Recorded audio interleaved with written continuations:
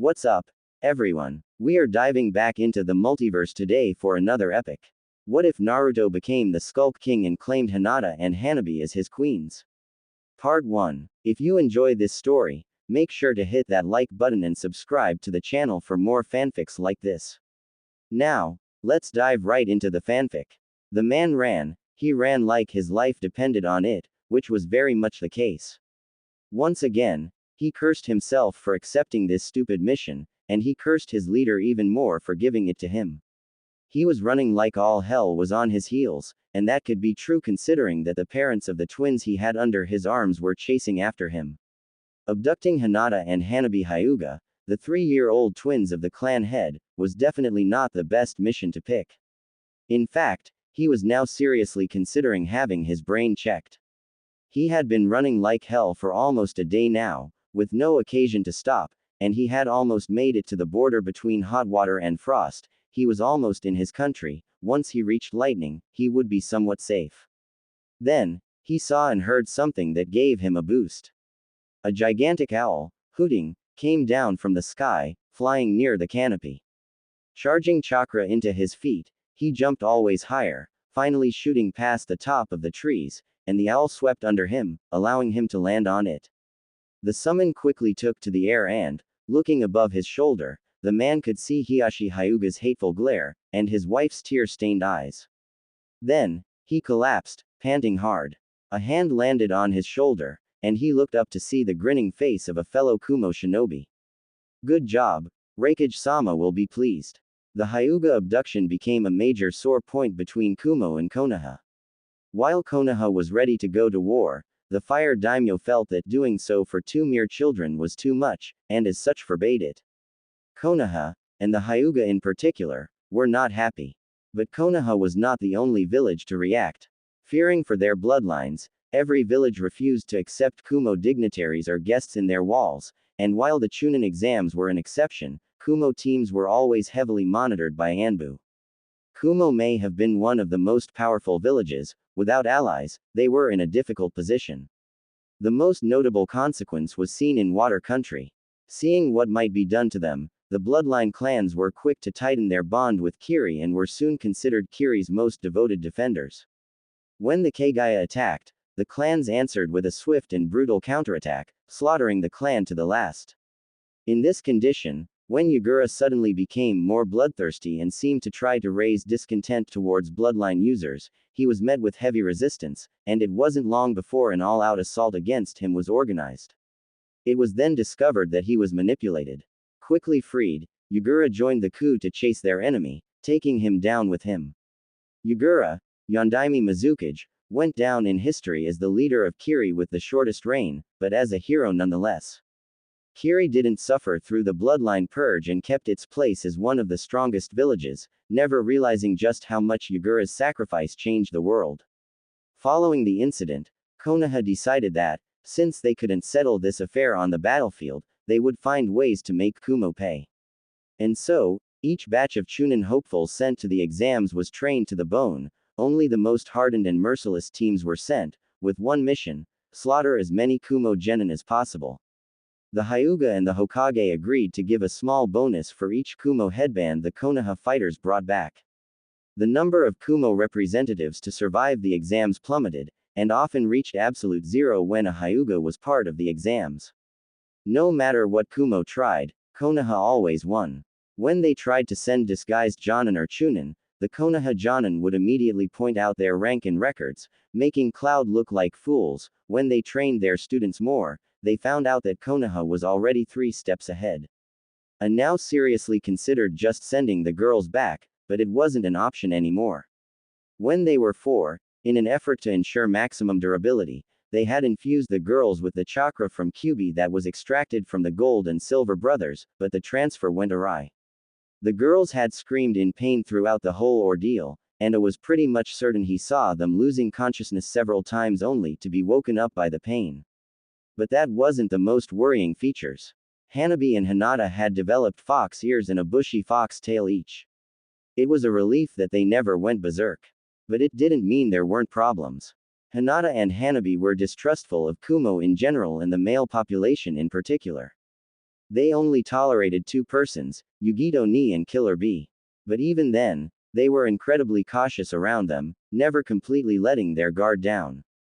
They had tried to brainwash them into thinking they were born in the Yatsuki clan, but it was an utter failure. What little memory they had of Konoha, they refused to let go. Even more worrying, they were easily the most dangerous ninja of their generation, dispatching all of their peers with 2 strikes top. And when it came to humiliation, they didn't stop at the academy, no, they targeted every part of the hierarchy.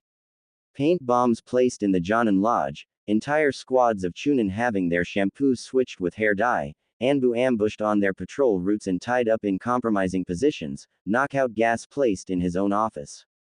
What frightened A was probably the fact that they always managed to show just how their prank could kill. Danzo looked upon the arena with interest.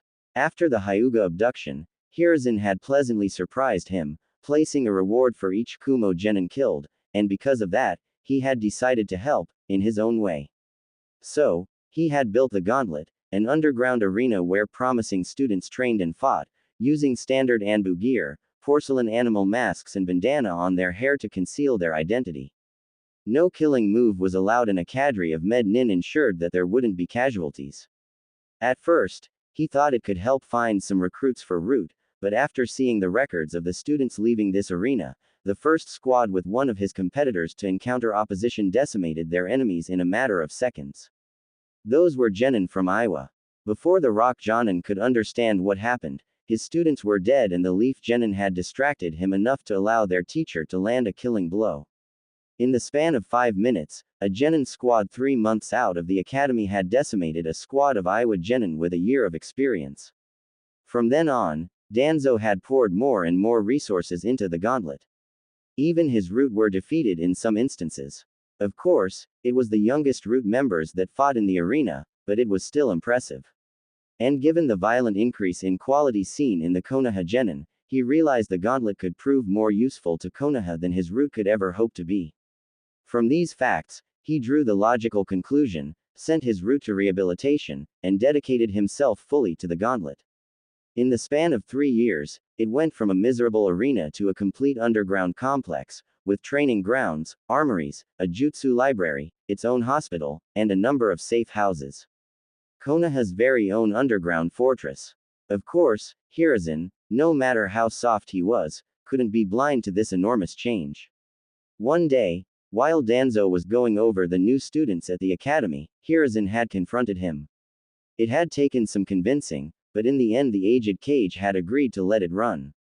He did not regret it. One student of the gauntlet could turn a mediocre squad into a war machine, and now the gauntlet had been running for 9 years. Konoha was stronger than ever, and this year's batch was one of the most promising and frighteningly powerful he had seen. In the arena, smoldering craters covered the ground, 2 panting youths standing their ground. Taka and Kitsune, the 2 most powerful fighters to have ever entered the arena. Taka was powerful, precise, fast learning and ruthlessly efficient. His talent in ninjutsu was absolutely frightening and he used his chikudo with uncanny dexterity. Kitsune was tireless, determined, stubborn enough to deny death itself, had chakra reserves bordering on Jonin, a talent in Fuinjutsu never seen since the Yondaime Hokage, and used his bladed staff with practiced ease. His stamina allowed him to force his way through the most difficult trainings, and while his chakra control wasn't the best, he could reach exceptional level of control on a technique through muscle memory alone. These 2 had a heated rivalry and always tried to outdo each other. One of them will become Hokage. Don't you think, old friend? Turning to the Sandaime Hokage, Danzo smirked. The aged Cage took his time before answering. We both know that only one of them is interested in the hat. Yes, but it is the one with the biggest problem. Do you have an idea on how to solve that? No, I don't really trust the Yamanaka with that, even Inoichi. Why? Can you imagine the kind of trouble it would cause if it was to get out? Danzo nodded, then rose and announced the end of the match. A draw, once again to the displeasure of the public and the gamblers in particular. At first Danzo wanted these fights to be held discreetly, but he had soon found out that a small public would worm its way into the darkness to witness the matches. What he couldn't stop, he decided to take advantage of, and soon the presence of public allowed him to have more funds for the gauntlet, increasing the quality of the equipment given to the students. Moving down the stairs, Danzo intercepted the two fighters just before they reached their assigned locker area. You have been exceptional, even on your last match. Excellent job. Keep the masks, you earned them. Both youth bowed. Keeping the masks given to them in the gauntlet was an honor, a mark of respect from Danzo. He didn't give those easily, but they had earned it. For 4 years, they had fought in the arena, besting every opponent sent their way except for each other. Tomorrow, they would be assigned their Jonin sensei, and Danzo was positive that they would pass, he had trained them well enough. As they left, they acknowledged each other with a nod before parting ways. Danzo was a proud man, and the last 9 years had done nothing to diminish that. The gauntlet had increased drastically the success rate of the true genin test, going from 33% to an impressive 80%, reaching 100% when you only considered teams with a member of the gauntlet. But he was no fool, he knew that these two's rivalry was fiercer than it should be. Should they find each other's real identity, Taka would feel insulted, to say the least. And now, they were bound to know so very soon, for they would be on the same team. Kitsune stalked the dark corridors of the gauntlet, peacefully making his way to the exit. For now, he still had control of their body, but soon Naruto would take over. He often felt dissatisfaction at their current predicament. Naruto was the main personality, and let's be honest, the poor guy didn't have a clue. He was loud, brash, obnoxious and wore orange. Orange, of all colors, he had to be enamored with orange, the color that only allows you to be camouflaged in the middle of lava. Not in a forest, not in an urban environment, no, lava only. It maddened him, but he had no way to change Naruto. If there was one thing he would give his brighter self, it was that he was stubborn. With a sigh, Kitsune thought back to how he was given life. During his life, Naruto had locked away everything that he considered bad. That included everything that increased the number or the intensity of the glares he received. As a result, he had locked away most of his anger, his ability to hold grudges, any murderous impulse, but also his smarts and talents in an effort to stop the teachers from hating him, and he had recently added anything remotely lust-related to the mix. In short, Kitsune was all that Naruto was not. When Naruto had entered the gauntlet, he had let loose of all those limitations, protected by the anonymity of the mask. But as soon as the mask fell, he would deny it was him, he would refuse to admit that he and the person with the mask were one and the same. With time, the mask had gained a personality on its own, giving birth to Kitsune, a darker version of himself. But for all his might, Kitsune felt incomplete, and strived to convince Naruto to merge and finally be whole, but he refused fiercely to acknowledge him as a part of his mind. Luckily, his fight against Mizuki had opened his eyes, and Naruto had taken steps towards the merging. Reaching the exit, Kitsune took one last breath, closed his red-slitted eyes, and removed the mask. Naruto exhaled slowly. He still wasn't used to the transition. Before, when he considered Kitsune another person, he just blacked out and found himself in some dreamlike state where he witnessed everything he did with dispassionate eyes, but since he admitted that Kitsune was a part of him, it was all clearer, and the transition felt more like moving back to the front. Moving back to the front didn't even begin to describe how it felt, but it was the closest he could think of. Shaking his thought out of his head, he quickly returned to his flat and changed back into his orange jumpsuit. Now that Kitsune had more influence on him, he was seriously considering discarding it and using those clothes Kitsune had purchased while having control of his body for a day. They seemed practical enough and were definitely badass looking. But he had other things to do tonight. Looking at the moon, he estimated the time to be around 10:30 at night. Good, the round in that part of the hospital had passed and wouldn't come back for a long time. He ran along the rooftops, jumping effortlessly across large streets and avenues. Reaching the hospital, he stuck to the wall using chakra, something he still wouldn't be able to do if he still denied Kitsune his real importance. Looking through the window, he was pleased to see that he had reached exactly the intended window. Using chakra to stick his hand to the glass, he made it slit a bit, enough to place his hand inside and slid it completely open. He then slipped inside and closed the window. Taking his seat next to the head of the bed, he looked forlornly at the person in the bed. His mother, Kushina Uzumaki. From what the old man had told him, she had been in a coma for the last 13 years. He would come to see her twice a week, always telling her how life was going, often crying in her shoulder. Even though she never answered, it was still comforting. He sometimes wondered if she really was his mother and not some stranger the old man had picked up to escape his questions. After all, she didn't look that much like him, with her long flowing red hair. But even if it was a lie, he had someone to talk to, and she didn't seem to have any visit other than himself. Hey mom, sorry I didn't come last time, I kinda got tricked into stealing the forbidden scroll for a traitorous teacher. Of course, I kicked his shadow clones and its wonders. Meh, anyway, I managed to graduate, so I'm a ninja. Gonna get my team tomorrow. I got my last fight in the gauntlet, Taka again, that stuck-up prick really is a pain. Yeah, I finally realized that Kitsune's just a part of me, so I realized that those were my fights all along.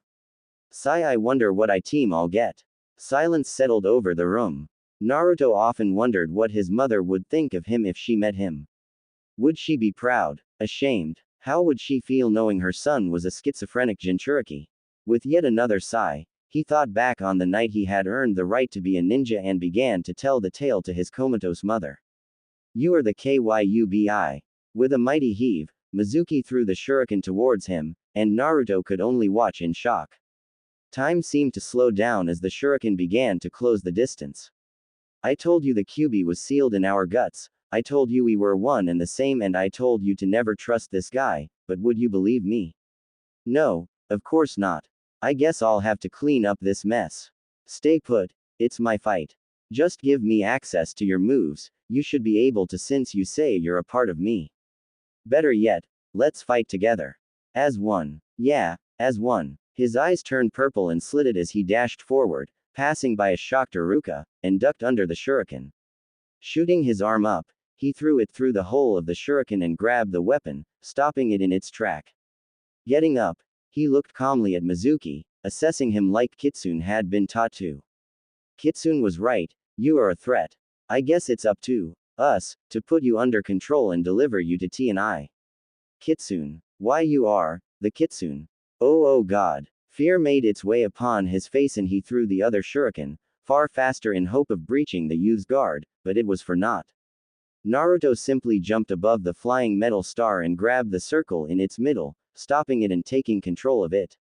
Mizuki looked frightened, clearly searching an escape route, but that only caused Naruto to laugh harshly. I can outrun Anbu and feel their ambushes, do you really think that you can escape me? Mizuki tensed, and decided to try his chance up close. Taking a kunai in each hand, he charged him. As he closed in, he saw something that made him pause. Naruto was using chakra to spin the shuriken in his hands like two saw blades. This pause proved to be his undoing, as Naruto charged in and cut both his arms before he could react. Then, dropping the two spinning blades, he jumped and kicked him square in the chest, causing Mizuki to fly back and hit a tree, hard enough to lose consciousness. Naruto sighed wearily as he turned to look at Iruka. The scarred Chunin looked at him in awe, completely shocked at the performance of his worst student. Naruto, how did you do that? If you're so powerful, then why were you the dead last? And, are you really Kitsune?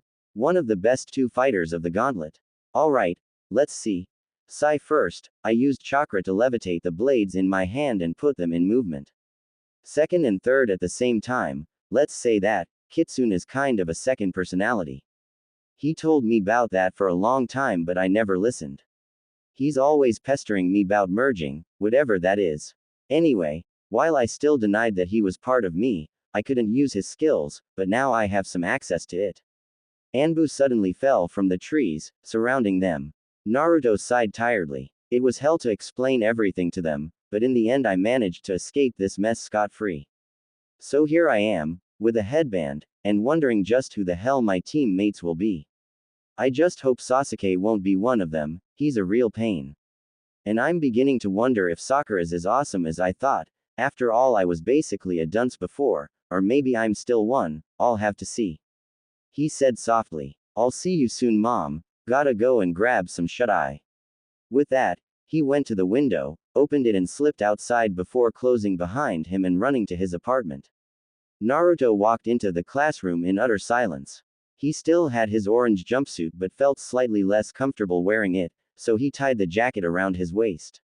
He didn't really felt like drawing attention today, so he just walked up the stairs to take a seat in the back of the class. However, life is a bitch, so someone noticed him, and that someone happened to be Sasuke. Dobi, this is for those that graduated. Sasuke didn't particularly dislike the blonde Dobi, it was just that, if he was mean to him he would get pointers from experienced ninja and some equipments from some stores, so it became a habit. Besides, the blonde was so clueless that it actually was fun. But today it was different. Naruto simply looked at him dispassionately before resuming his journey up the stairs, as if he wasn't worth his time. This infuriated him, of course. Sasuke hated being ignored, but he kept control of his anger. He wouldn't let the Dobi have any form of superiority over him. However, his fangirls weren't about to let that pass and began yelling at Naruto for being disrespectful to Sasuke, and Sakura and Ino entered the class just at this very moment. Of course, Sakura, being the dedicated Sasuke worshipper she was, immediately went to Naruto, demanding that he apologized and answered Sasuke's question, ready to deliver bodily harm should he refuse. The thing is, it didn't go as planned. Since Naruto still hadn't answered, she, quite gleefully, decided to hit him, but as she sloppily swung her arm at him, he simply sidestepped the attack before driving a fist into her belly. The whole class went silent, looking in shock at them. They all knew that Naruto had a crush on Sakura, yet here they were, with his fist buried in her midsection being the only thing keeping her standing. Sakura, first and last warning. You try to hit me, I hit you. You actually hit me, I tear you a new one. Clear. His voice was casual, like he was talking about the weather and not about beating up his supposed crush. He removed his fist from Sakura's guts, letting her fall on her knees. He looked around the class, seeing that all eyes were on him. Not wanting to bother with an explanation, he simply jabbed his thumb at his forehead, the nail lightly clicking against the metal of his headband. Then, he simply walked back to his seat and resumed his looking into space. Sakura, thoroughly shocked, stood up shakily and walked down the stairs of the classroom, looking weakly at the seat next to Sasuke, only to see it occupied by an uneasy Ino. Defeated, she settled for the closest seat at her disposal. When Iruka entered the classroom, he was shocked at the eerie silence that reigned in it. Frowning slightly, he made his way to Shino and asked the boy about what happened. The Aburame heir whispered a quick explanation that just added to Iruka's shock before the teacher thanked him and made his way to the front of the class. Clearing his throat, he gained the attention of the class, stopping most of them from sending worried glances towards Naruto.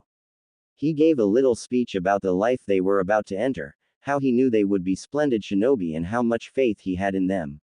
Meanwhile, Naruto was scanning the class, looking for other pupils of the gauntlet.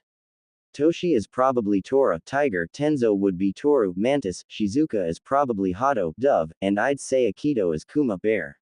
And of course, there is Sasuke, the ever so arrogant Taka, Hawk. He was still troubled by his reaction to Sakura's attempt at violence. He knew it couldn't be reflexes alone, he had managed to suppress them before, when he was still in denial, but this time, he hadn't simply blocked or evaded the punch, he had retaliated. It was you, am I right? For your own good. That girl's a complete and utter bitch, and you'll see it in time. And honestly, can you tell me it didn't feel good? Hey, guess not. Admit it, your dislike for Sakura was one of the first things you pushed to the merging. Best way to make sure you stop getting is cranial trauma by asking her out. Cranial trauma? You serious? And where do you think all those headaches were coming from? That bitch hits us like we're some concrete wall. Focusing back on Iruka's voice, Naruto heard that he had begun announcing the teams and was currently at Team 6. Next, Team 7 will be composed of Uchiha Sasuke, Haruno Sakura. A loud cheer and equally loud whine of displeasure was heard as Ino and Sakura, last two girls without teams, expressed their opinion on the matter. Silence. Good. Now, as I was saying, Uchiha Sasuke, Haruno Sakura and Uzumaki Naruto. Sakura opened her mouth to protest, but the sound of shattering concrete stopped her. Everyone turned to the back of the class to see that Naruto had punched the wall, and left a crater in it. Removing his hand, Naruto looked at the blood on his knuckles, visibly annoyed. With a sigh, he sat back down and motioned to Iruka to go on, completely ignoring the slightly quivering Sakura. All right, Team 8 will be Aburame Shino, Yuzuka Kiba and Kurama Yakumo. Naruto perked up a bit. He knew a bit about Yakumo. She was part of the Kurama clan, a clan of powerful genjutsu users. From what he Kitsune knew, the Kurama were currently having trouble keeping their bloodline active with Yakumo being its last bearer, and many hushed whispers talked about the disappearance of the clan. But the Kurama were a proud lot. They refused to be dismissed as simply a dying clan, and many hopes were placed on Yakumo, the heiress of the clan. And finally, Team 10 will be Nara Shikamaru, Akamichi Choji and Yamanaka Ino. Of course, the golden boar groaned while Sakura taunted her, but that didn't interest Naruto in the slightest. Iruka then announced a prolonged lunch break and advised them to get to know better their teammates and think of ways to impress their teachers. Of course, Sasuke stalked out of the room to eat alone, and Naruto honestly didn't give a damn. He simply watched people leave the classroom, and as soon as he was alone with Iruka, took out a scroll, unrolled it and unsealed a lunch. Iruka looked at him in surprise, not really expecting this to happen. Naruto, since when do you seal your lunch? And since when do you eat something other than ramen? Indeed, it was a bowl of rice with slices of fish that was unsealed, along with a pair of chopsticks, so Naruto answered while unsealing the smaller bowl of sauce. Kitsune prepared that, a while back, it was just in stasis in the scroll. Anyway, I'm going to use those a lot more from now on. It will probably cause a shock to everyone, but I don't give a shit. You don't eat with your team. If you can call it that. Sakura hates my guts for no apparent reason, and Sasuke is just Taka from the gauntlet, so it'll be hell. I'll try to negotiate a truce, but I'm not sure he'll accept. With that, Naruto began to dig into his bowl. The lunch break was over and the genin had gathered in the classroom, organizing themselves by teams. Naruto was happy to let the seat next to Sasuke to Sakura and be done with it, as long as he didn't talk to her he had relative peace. Iruka came into the classroom accompanied by Danzo Shimura. Naruto thought back to the conversation they had during lunch. Naruto was calmly eating his food. Iruka had left the room to go grab something to eat and had left him alone, something that was perfectly fine by him. The door slid open suddenly, causing Naruto to raise his gaze. In the doorway stood Danzo Shimura. The old man slowly made his way to the seat next to him and gave him an amiable smile. Naruto-kun, I need to talk to Kitsune, could you please tell him to come? He's listening. Danzo narrowed his eyes at him. So, the merging has begun. Yup. So, what's the stuff you wanna talk about, Danzo-sama? As you know, the Hyuga are the only clan to allow their member to fight in the gauntlet. We need to change that. U class has a high proportion of clan heirs, so if we prove that fighters from the gauntlet can surpass the best the clans have to offer, they will enroll their children into the gauntlet and Konoha will be strengthened. It will be done. And don't worry, when you get a Hokage made in gauntlet, you'll be sure to have an increase in frequentation. Said Naruto, absolutely serious. Danzo smirked slightly. I have no doubt we will. Alright class, settle down. Danzo-sama here has some things to tell you all. Thank you Iruka-san. Good day children. I hope you are having a good day. It is, after all, the beginning of a new life for you. You are now ninja of the leaf, and all have new responsibilities, some more than others. You are now adults and will be treated as such. You will have to become independent, both in your training and your life.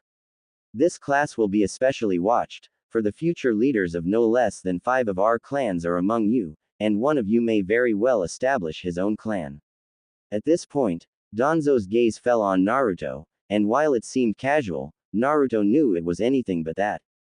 Silently, he mouthed, "Re-establish," causing Danzo to smile slightly. Enormous responsibilities are on your shoulders, some of you will even have to manage your clan's whole possessions. The village has high expectations for all of you and will invest a lot of money and time into making you fine shinobi, you must repay it with your loyalty and sweat. Do this, and you will have a safe place where you will be able to raise your family. With a last sweeping gaze and a nod, Danzo stepped back. Thank you Danzo-sama, said Iruka. Now, your Jonin-sensei should arrive soon. And indeed, he had barely closed his mouth that the door opened to reveal a purple, long-haired Jonin in standard outfit with a katana strapped to her back. Team 5, we're going.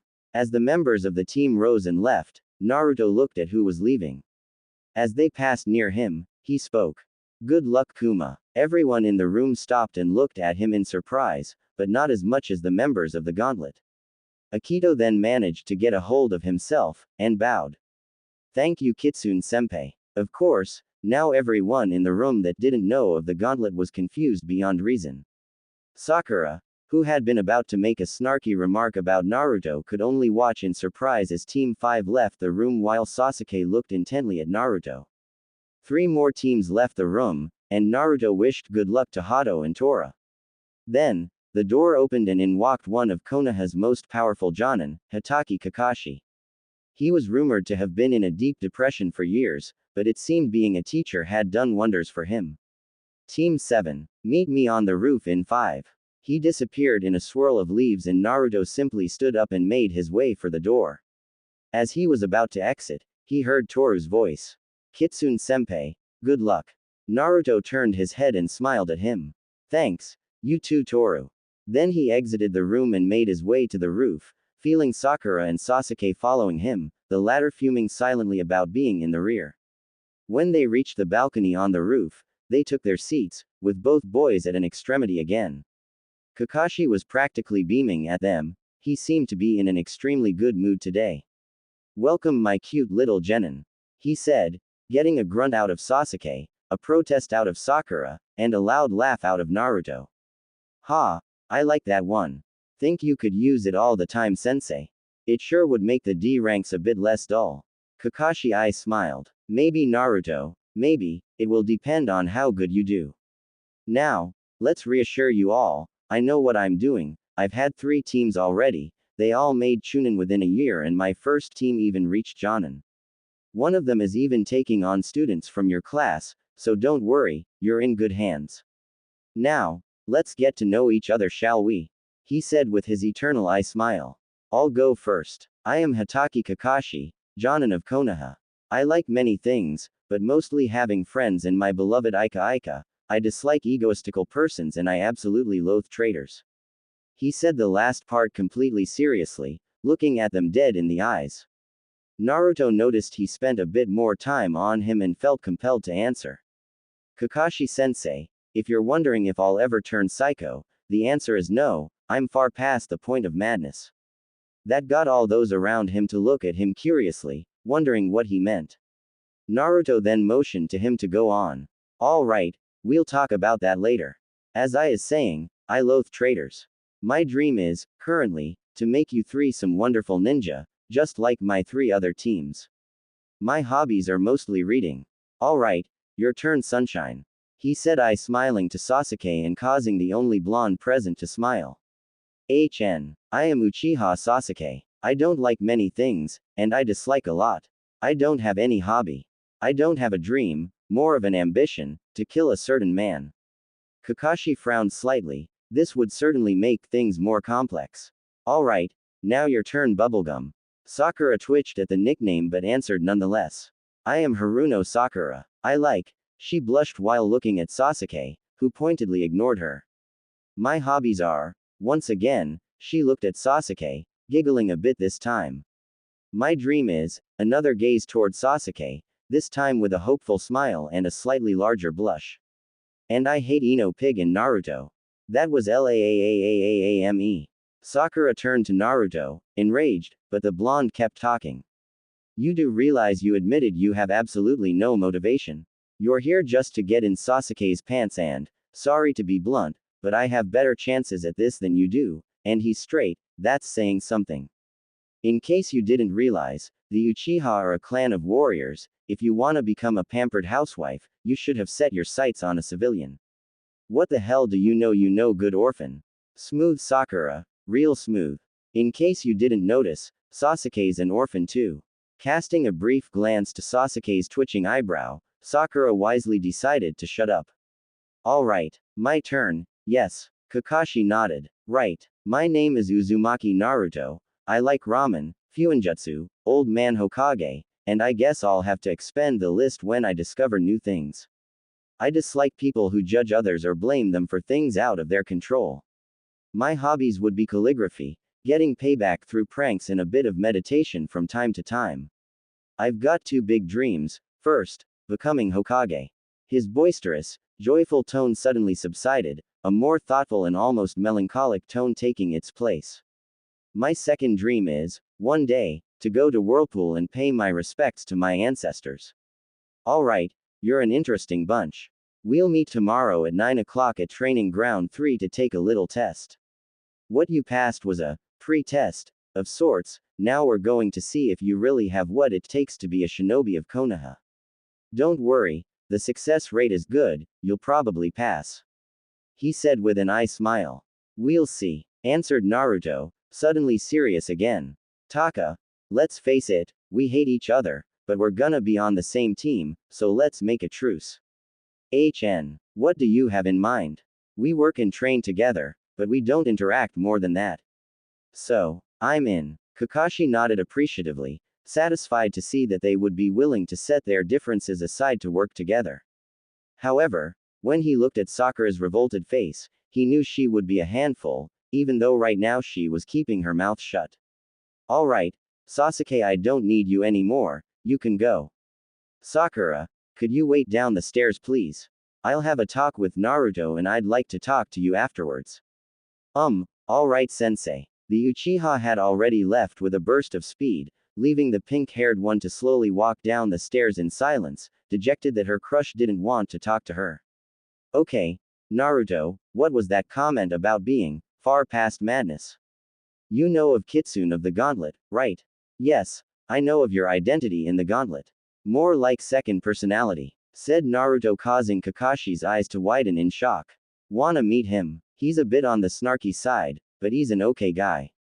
Naruto, are you telling me that you are talking to a Kitsune in your head? Don't worry, he's not the fox. Let me show you. Crossing his fingers, he summoned a shadow clone on the bench next to him. The clone opened his eyes to reveal that they were red and slitted, causing Kakashi to tense. Nice trick, good idea. So, here's our teach, huh? Well, hi, I'm Kitsune, Naruto's darkest side, so to say. And don't worry, I'm 100% human-made, Fluffy can attest to that. Fluffy. Yup. No end of fun calling that wet fox Fluffy. Kitsune then proceeded to explain his birth to a dumbfounded Kakashi. And that's about it. Since we're on the way to merging, we can say we're past madness, don't you think? Well, so it seems. Though I admit I feel a bit queasy about a schizophrenic Jinchuriki. Yeah, I know. Anyway, was there anything else you wanted to talk about? Yes, do you really want me to keep using cute little Genin? Naruto and Kitsune looked at each other before grinning maniacally. Heck yes, they said as one. Have you seen the look on their faces? It was hilarious. Continued Naruto. Okay, I'll see about that, you can go now. Tell Sakura to get up here on your way down. Sure thing. Kitsune dispelled and Naruto left for his apartment, signaling to Sakura to climb back up as he passed her.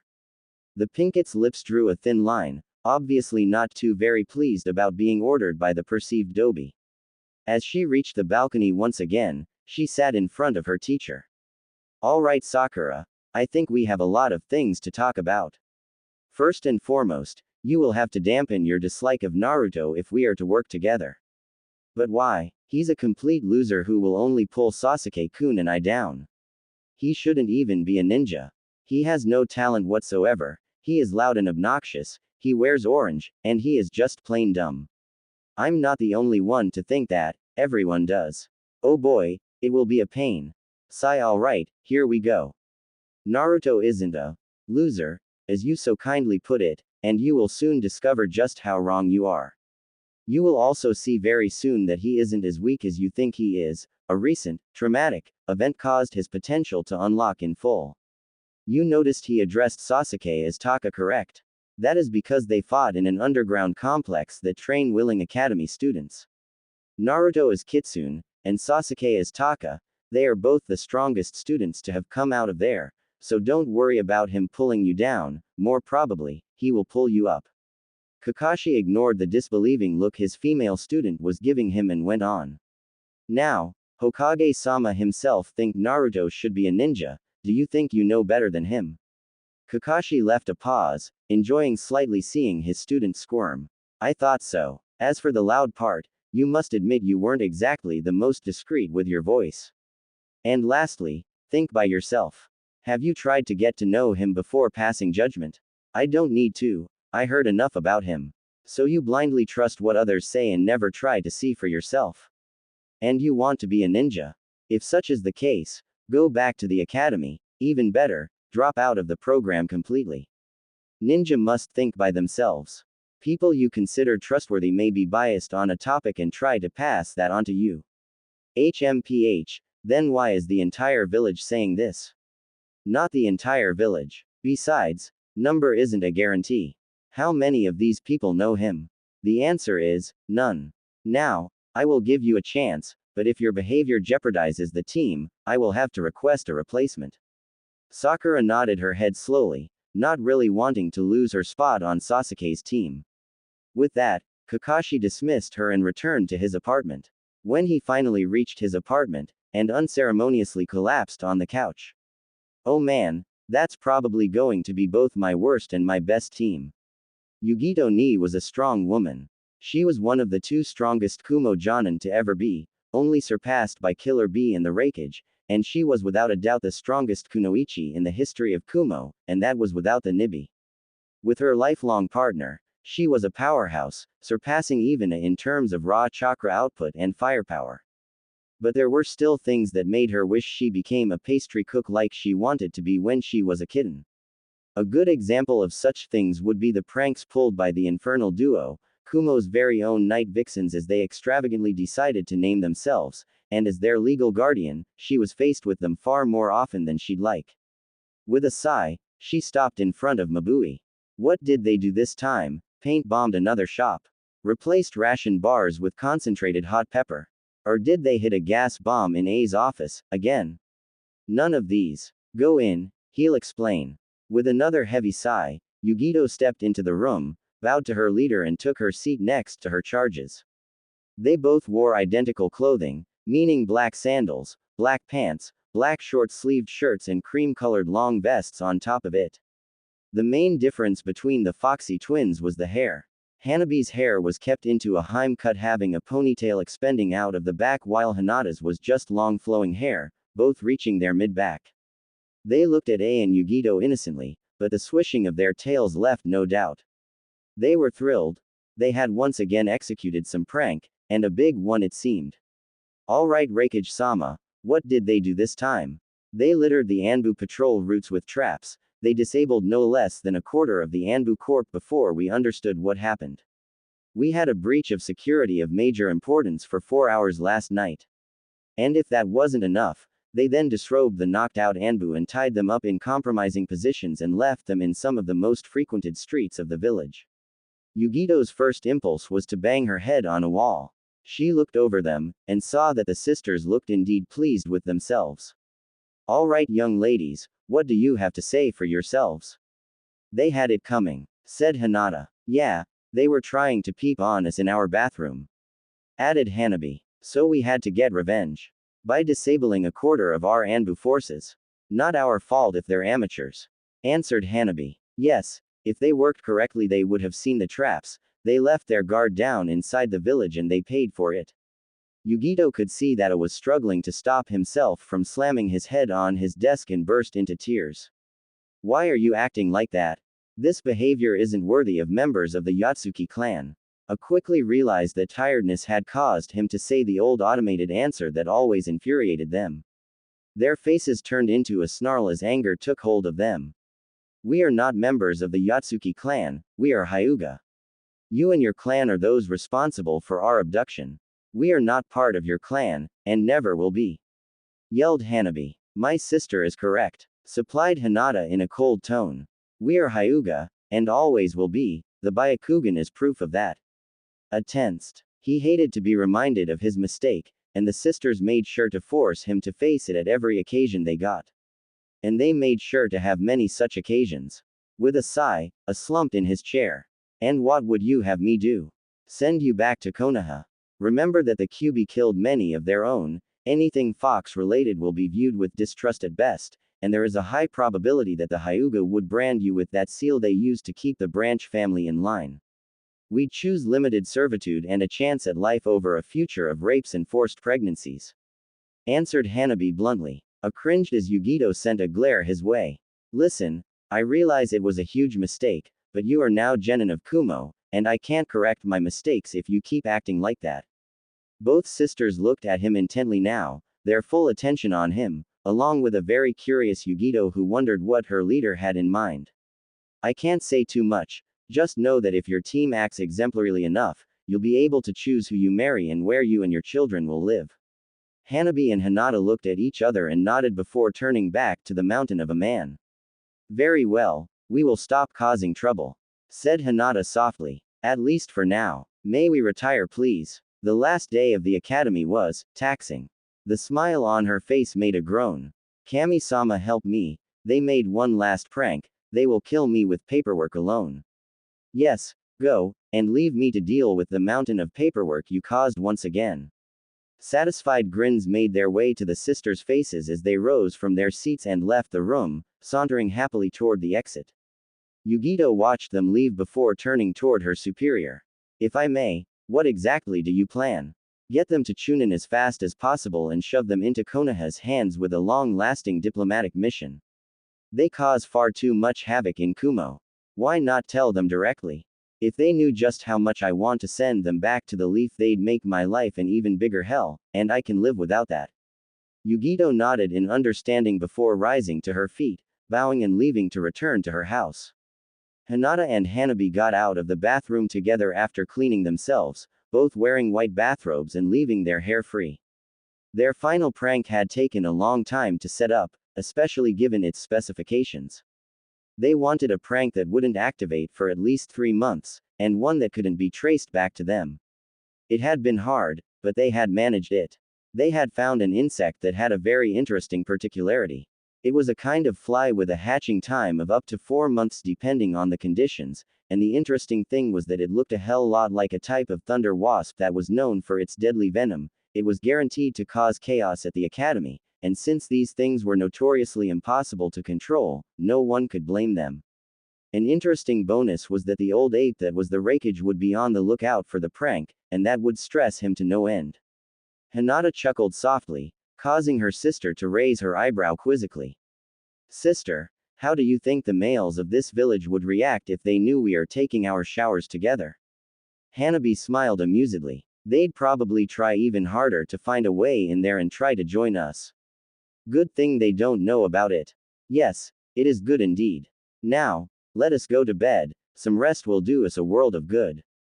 Yeah, let's sleep. They shed their bathrobes, Hanabi enjoying some moments of vanity as she looked at her body in the mirror, then they picked their nightwear, large sweatpants and equally large shirts, before slipping together in their bed. There, they held onto each other, like they did for years, then lightly brushed their lips together. Not a full kiss, but enough to tell themselves their first kiss wasn't stolen if such a thing was to happen. I hope we'll see Dream-kun tonight too, said Hanabi, somewhat childishly. Me too sister, me too, answered Hinata, with longing in her voice.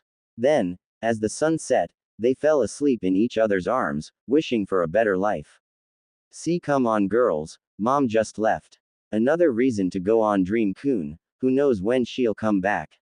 Yes, we must make the most of it. Giggle, don't you like it? That's not the problem. It's private. So you do like it. I think I'll use my mouth now. What are you damn? I think Dream-kun likes it sister. Come on Dream-kun, don't they look nice? You can lick them you know. Oh to hell. Yes, that's it Dream-kun, you're finally getting into it. You sure taste good. Thank you Dream-kun. Ooh, you do know how to use your tongue, nah. So does your sis. Grunt shit, I'm gonna, gulp yummy. Now, the main dish. Oh heck yeah. Now foxy ladies, who's goin' first? Naruto woke up with a start. What the hell was that dream? They never went so far before. Well, looks like puberty hit. With a sigh, Naruto rose to his feet before looking down and noting that his not so little anymore friend was standing at attention.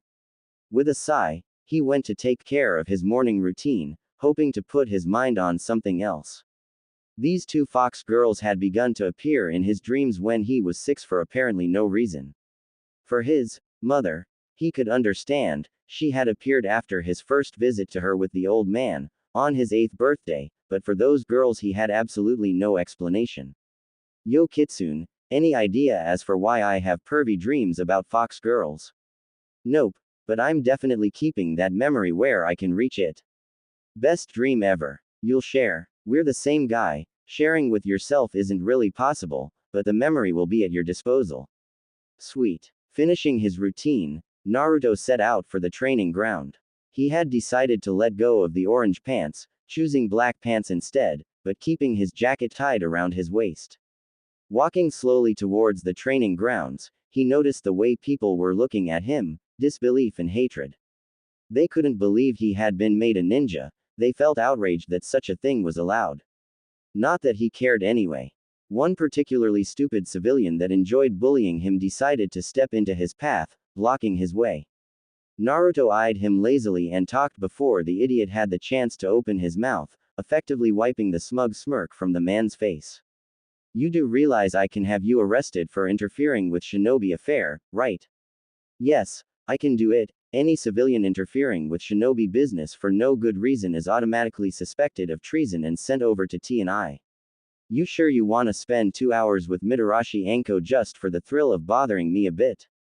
The man seemed to waver, shock written all over his face.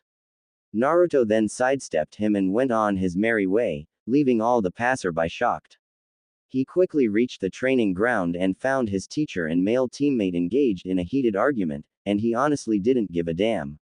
Finally, Kakashi abandoned, at least for now, whatever they fought over, and after noticing him, made his way over to him. Yup sensei, I'm sorry, but it seems you will fail because of your teammates. Sakura hates your guts for no good reason and Sasuke is a loner without even the smallest notion about teamwork.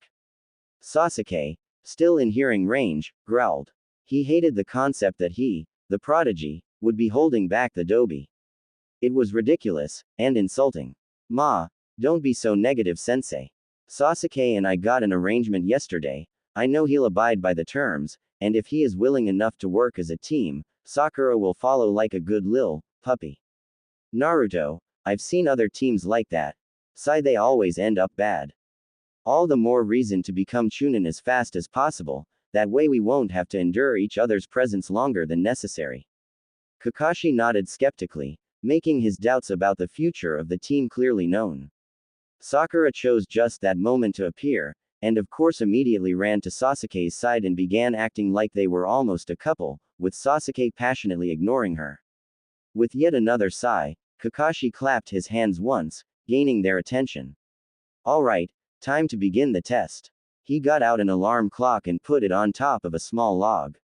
It's set to ring at noon, so you have 3 hours to try and impress me. Here are the rules. If you impress me enough, I pass you individually. If you fail to impress me, you go back to the academy. He then got out 2 little bells. These babies here are free passes. You manage to get a bell, you can pass, even if you didn't impress me. Sakura was, of course, certain she wouldn't need the bells and silently celebrating the fact that Naruto would be sent back to the academy. Sasuke and Naruto looked at each other. The Uchiha raised an eyebrow, asking silently if the Uzumaki thought there was something fishy too. Naruto nodded slightly. Kakashi saw the exchange and wondered if maybe he was wrong. Now, come at me with the intent to kill, you won't manage anything otherwise. But, sensei, we could hurt you, said Sakura. Sasuke sighed in exasperation, wondering why he had been cursed with her as a teammate. The dobi, he could do, he was Kitsune, so he was strong, even if he had trouble accepting it, but Sakura. Annoying and weak. Naruto didn't even react. Now, Sakura, I know what I'm doing, I'm the veteran here, right? Now, begin. The three genin disappeared in the trees, two faster than the last, and began to observe. Sasuke and Naruto, trained as they were, had decided to stick together and see if they could find exactly what was bothering them with this test.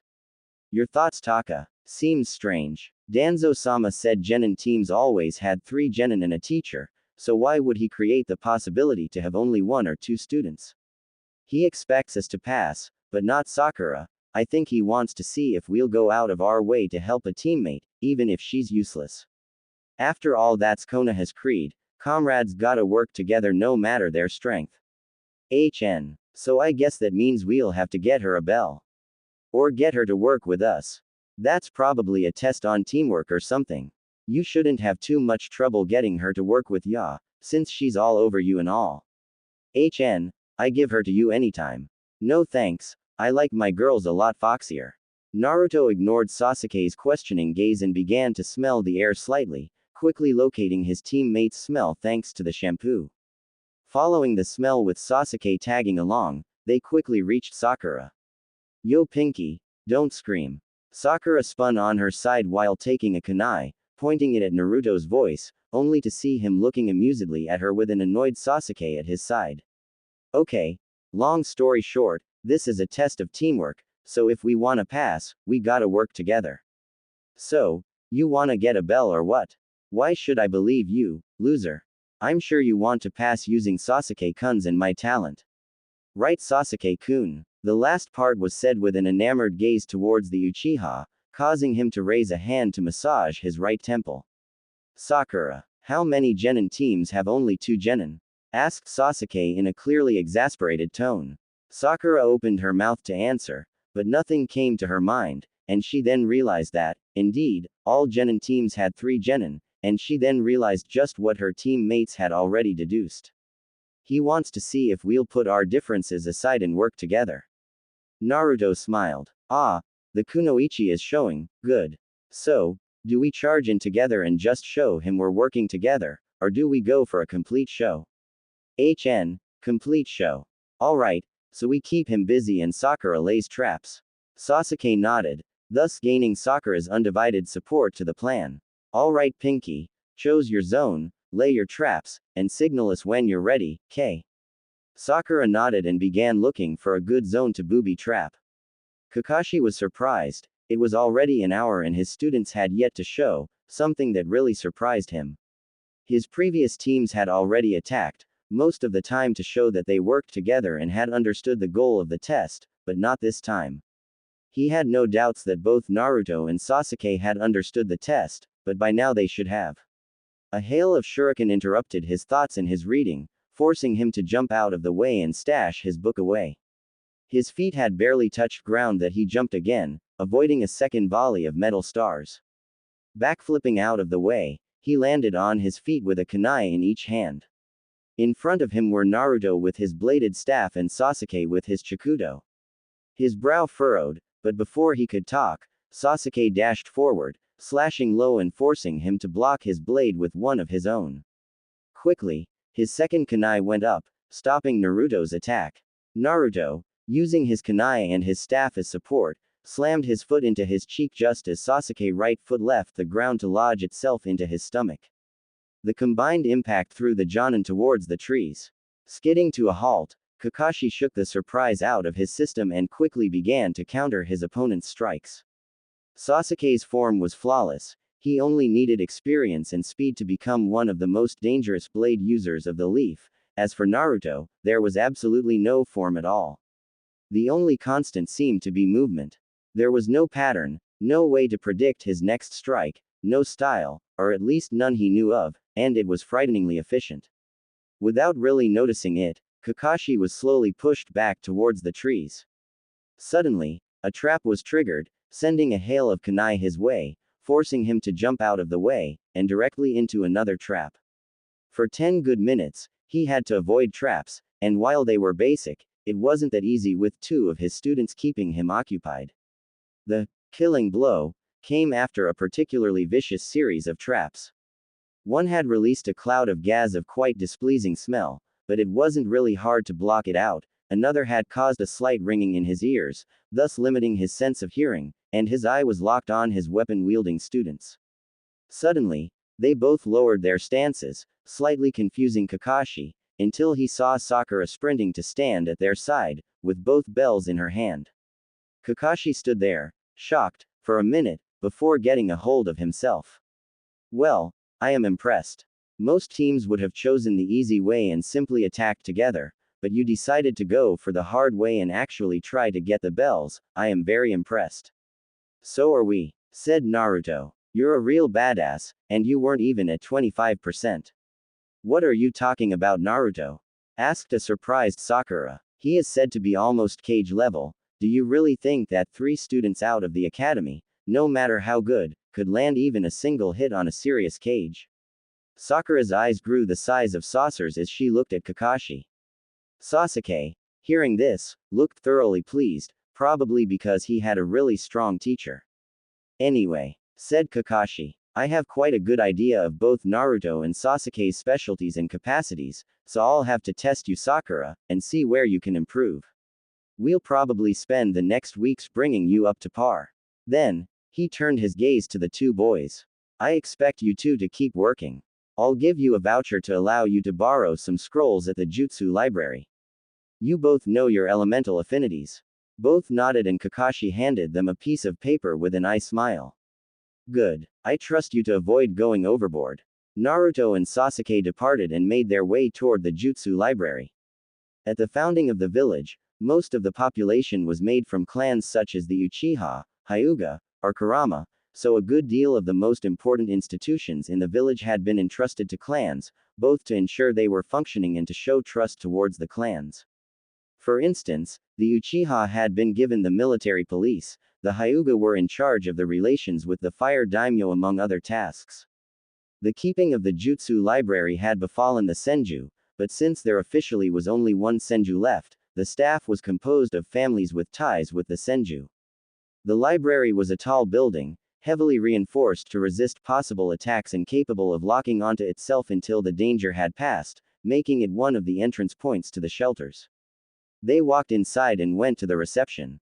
The man at the reception looked up, and smiled brightly at Sasuke when he read the note, but he saw Naruto just as he opened his mouth, his expression immediately turned sour.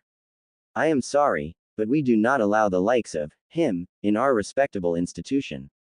Sasuke rose an eyebrow and prepared to question the decision, not out of the kindness of his heart, but because he felt insulted by association, but Naruto put a hand on his shoulder and shook his head once Sasuke looked at him. Go find your scrolls, I'll come in soon. Could you just gimme the paper? Sasuke shrugged and gave him the paper without a care and went inside the library. The man behind the reception desk had an incredibly smug smirk on his face. Good. Now leave the building, boy. Naruto looked at him, gave a cheesy grin, and then formed a cross with his fingers. In a puff of smoke, a clone appeared and left the building. Done, and now we'll nicely wait for Hokage-sama to come here. All smugness left the man's face, quickly replaced by fear, as he tried to usher Naruto inside and get him to recall his clone, but the blonde wouldn't budge, and soon the receptionist was bordering on hysteria. A Jonin seeing this came closer to investigate. What's happening here? Naruto turned to him and gave a civil, if a bit sinister, smile. It happens that this guy doesn't think the local Jinchuriki is allowed in the Jutsu library despite written orders from Hatake Kakashi-sensei. The Jonin took a second to digest the information. Can you show me these orders? Naruto made a clone and had the clone hand its copy of the note, causing the Jonin to quirk an eyebrow, both at the technique used and at the mistrustful behavior. Not the original. Do I look stupid? Said Naruto, causing the Jonin to look at him quizzically. Enough people have tried to screw me over, I'm not trusting of strangers. The Jonin read the note, handed it back to the clone, and leaned against the reception desk. So kid, what kind of reparation are you gonna ask? Dunno. Why? Well, that guy is basically suspected of treason just for refusing entry to a ninja. That caused the receptionist to pale horribly. And while I doubt Ibiki and Anko will find any link to another village, the mention of the Leaf 2 top interrogators made the man even paler, bordering on transparent. You will still be allowed to demand reparation for that, and since it's a grave offense, you could even demand to have his house and be granted your wish. I'll think about it. After all, I'll need some pocket money in the future. It was at this moment that the Hokage arrived, and he didn't look too pleased. Naruto, what is this matter your clone told me about? This guy decided I wasn't welcome here and ignored written orders from Kakashi-sensei. Here's the note, said Naruto, handing the paper to Sarutobi. The Sandaime read the note, glared at the receptionist, and snapped his fingers. 4 Anbu appeared, kneeling in front of him. Take this man into custody, he is suspected of treason. Naruto, come to my office in 2 days, we will discuss the reparations you can ask. Okay old man, thanks. Sarutobi smiled, then shunshined back to his office as the Anbu shunshined with the frightened man to the detention area and left one of their own at the desk. The Jonin looked at this, clearly impressed. Damn kid, you've got big friends. Yup, but I have to if I wanna go far. Say, you're Jonin, huh? Yup. Think you could give me a hand? I'll be sure to remember you. Hey, already playing the game of favors. That's a bit early, don't you think? Maybe, but you, along with the whole village, will soon find out that I have enough power to do it. Now, I think you already know my name, but what's yours? Ikazuki Atsuo. What are you looking for? Atsuo was wearing the standard Konoha outfit, had short flat brown hair, a slightly angular face and a goatee. His gray eyes held curiosity and interest. Fuinjutsu. Advanced books. Fuinjutsu. Whistle man, that's a rare interest. You got lucky, that's one of mine too. Come, the Fuinjutsu part isn't really that big, but there are some good books. What's the last book you've read? Introduction to Advanced Fuinjutsu by Namikaze Minato. Whoa, what the fuck? You've read the Yondaime's book? Yup. Couldn't find Senju Mito's books though, are they in there? Well, yeah, but I personally failed to even begin to understand Yondaime-sama's book, so I won't be able to help you on that. Not a problem, just showing me where to go will be a huge help. Well, it's here. Say, how hard was it for you to understand Yondaime-sama's work? Fairly difficult. I had trouble following his train of thought and his explanations seemed a bit, well, I don't mean to insult his skills, but he didn't sound like he completely understood what he was trying to explain. Are you telling me you think you're better than Yondaime-sama? No, I'm telling you he could have written more clearly. Besides, he wrote that book early in his career, and some time after he did, his skills in Fuinjutsu grew by leaps and bounds, so he either found a new and excessively good teacher, or he made a breakthrough of epic proportions. But yes, on the theory, I think I'm currently better than he was when he wrote that book. Then there's the practical side, I'm still working on that one. Okay, so you're just better than most Jonin at one of the most difficult fields of the ninja arts. Let's say it's in my blood. Say, you got experience right. I made a few seals, think you could look them over. 2 days later, Naruto asked for the receptionist's house and, ironically, offered to rent him his own house. The man had no choice but to accept. 2 months passed. Team 7 was slowly progressing, mostly because Sakura was trying to catch up, something she was doing with surprising gusto and determination. Naruto had found in Atsuo a teacher and kindred spirit, and when they began talking Fuinjutsu, they were often at it for hours.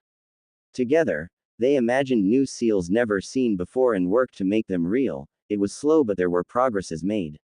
Very soon, Naruto was introduced to Atsuo's neighbor, an orphan girl by the name of Tenten that was crazed enough to build her own forge on the roof of her apartment building.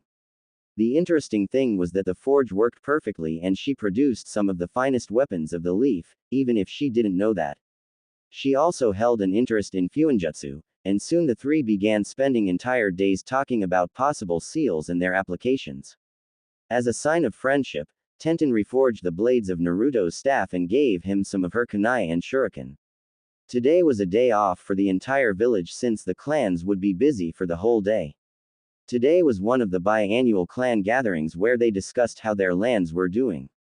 All of the major ninja clans of the village had noble status and had large properties spread throughout Fire Country, and while the minor clans also had properties, they weren't as big. Twice a year, the members of the clan taking care of the lands would come to Konoha to give their report on both the economic situation of the lands under their care and the troops trained on their lands. Konoha in itself was too small to hold Fire Country's full military power, at least if they wanted to count, so the clans trained ninja on their lands in an effort to bolster the ranks. While the ninja trained out of the village weren't as good as those trained in the village, and rarely went beyond Chunin, they were an important part of Konoha's military power. Today was important because the heirs of most of the clans would be introduced to the marvels of land owning and managing. While it may look like a hassle, it was actually of the utmost importance. The main reason the daimyo gave such leeway to Konoha was because the ninja clans were an important part of the economy of Fire Country. For instance, the Aburame held a complete monopoly over the production of silk, and theirs was the finest in the elemental nations, something that brought great pride and incomes to their clan. The Nara owned the majority of the medicine industry, while the Hyuga owned the lands producing the finest sake. The Kurama held most of the opium farms in the country, the Inuzuka had a firm grip on the vast majority of the animal-related businesses, the Akimichi owned some of the most productive mines of the country, working with the Yamanaka when it came to gems, letting the mind readers and their jewelers craft the most exquisite of jewels. The Uchiha owned some of the best forges in the world, and the weapons made there brought a great deal of income and pride to their clan, and even if they were slaughtered to the last, their fame remained. The Senju, or what was left of them, owned entire forests of otherwise rare trees. All in all, Fire Country couldn't work without the ninja clans and their power. Naruto on his part was patiently waiting in a conference room in the gauntlet. Danzo had told him to come here, and he had a good idea of what was waiting for him. A few years back, he had seen on Danzo's desk a poorly hidden file, so poorly hidden he was sure Danzo wanted him to see it. The file was named Whirlpool Resurrection. The door opened, and in walked Danzo, followed by a samurai wearing a black attire with a dark blue armor suite with the Uzumaki swirl on each pauldrons on top and surprisingly a leaf headband. He had gray hair kept in a low ponytail, black eyes, a scar running across his left cheek and a thick mustache. He looked impassive, and just the way he held himself screamed of a veteran. Next came a jovial-looking man, in his late 20s, with spiking bright blue, almost white hair, hazel eyes sparkling with optimism, and a constant smile on his face. He wore Konoha's flak jacket and his Konoha headband on his right arm, sewn into the sleeve of his black shirt, and black pants and sandals. A piece of cloth reaching his mid-calves fell from the back of his belt and seemed to bear the Uzumaki swirl on at least the inside. Third came a woman, probably in her 40s, her black hair kept in a high ponytail reaching the small of her back. She had black eyes and beautiful features. She wore a light blue kimono with dark blue border that hugged her features, showing just how much of a woman she was. She probably gave a heart attack to a lot of old geezers with this kind of figure. Interestingly, her dark blue obi bore a plate bearing the leaf symbol. Glancing at her slightly ample sleeves, he caught sight of a handle behind the clipboard she held, causing him to tense slightly. The woman seeing this gave him an appreciative smile, as if satisfied to see she wouldn't work with an incompetent boy. Fourth came a bulky man that looked anything but at ease and looked like he expected the ground to move. If the bunch of swear words he kept muttering was anything to go by, he was a sailor. He was tall, around 6 feet 6, had dark brown hair falling to his broad shoulders, kept out of his forehead by a cloth headband that had probably once been white, hardened blue eyes, a scar running across his surprisingly still working right eye, and a bushy black beard. This giant of a man was the only one not to have a leaf headband, but the massive sword on his back showed that he too wasn't to be messed with. He wore a massive green gi as a jacket, the sleeves looking like they had been ripped off, possibly by his arms considering the size of his muscles, matching gi pants, and wooden geta. The sword itself looked like it had once been part of an anchor before being ripped off, sharpened and put on a handle. Danzo sat next to Naruto, and the four took their seats on the other side of the table. The giant looked at Naruto, unimpressed, while the others bowed their heads politely. "Old man, you're telling me we'll take orders from that shrimp? Are you sure you want to judge me on my size instead of my brain?" That stopped the three others from scolding the sailor. "HMPH. Just 'cause your grandfather was daimyo doesn't mean you have what it takes to lead Whirlpool. And that's why you're here, to help me learn and advise me. Though if you don't feel up to the task, I can always find someone else." The man glared at Naruto while the blonde calmly held his gaze, not giving an inch. Finally, the giant relaxed and let out a boisterous laugh. All right, lad, you got balls, that's good. You may be blonde, but you're Uzumaki, all right.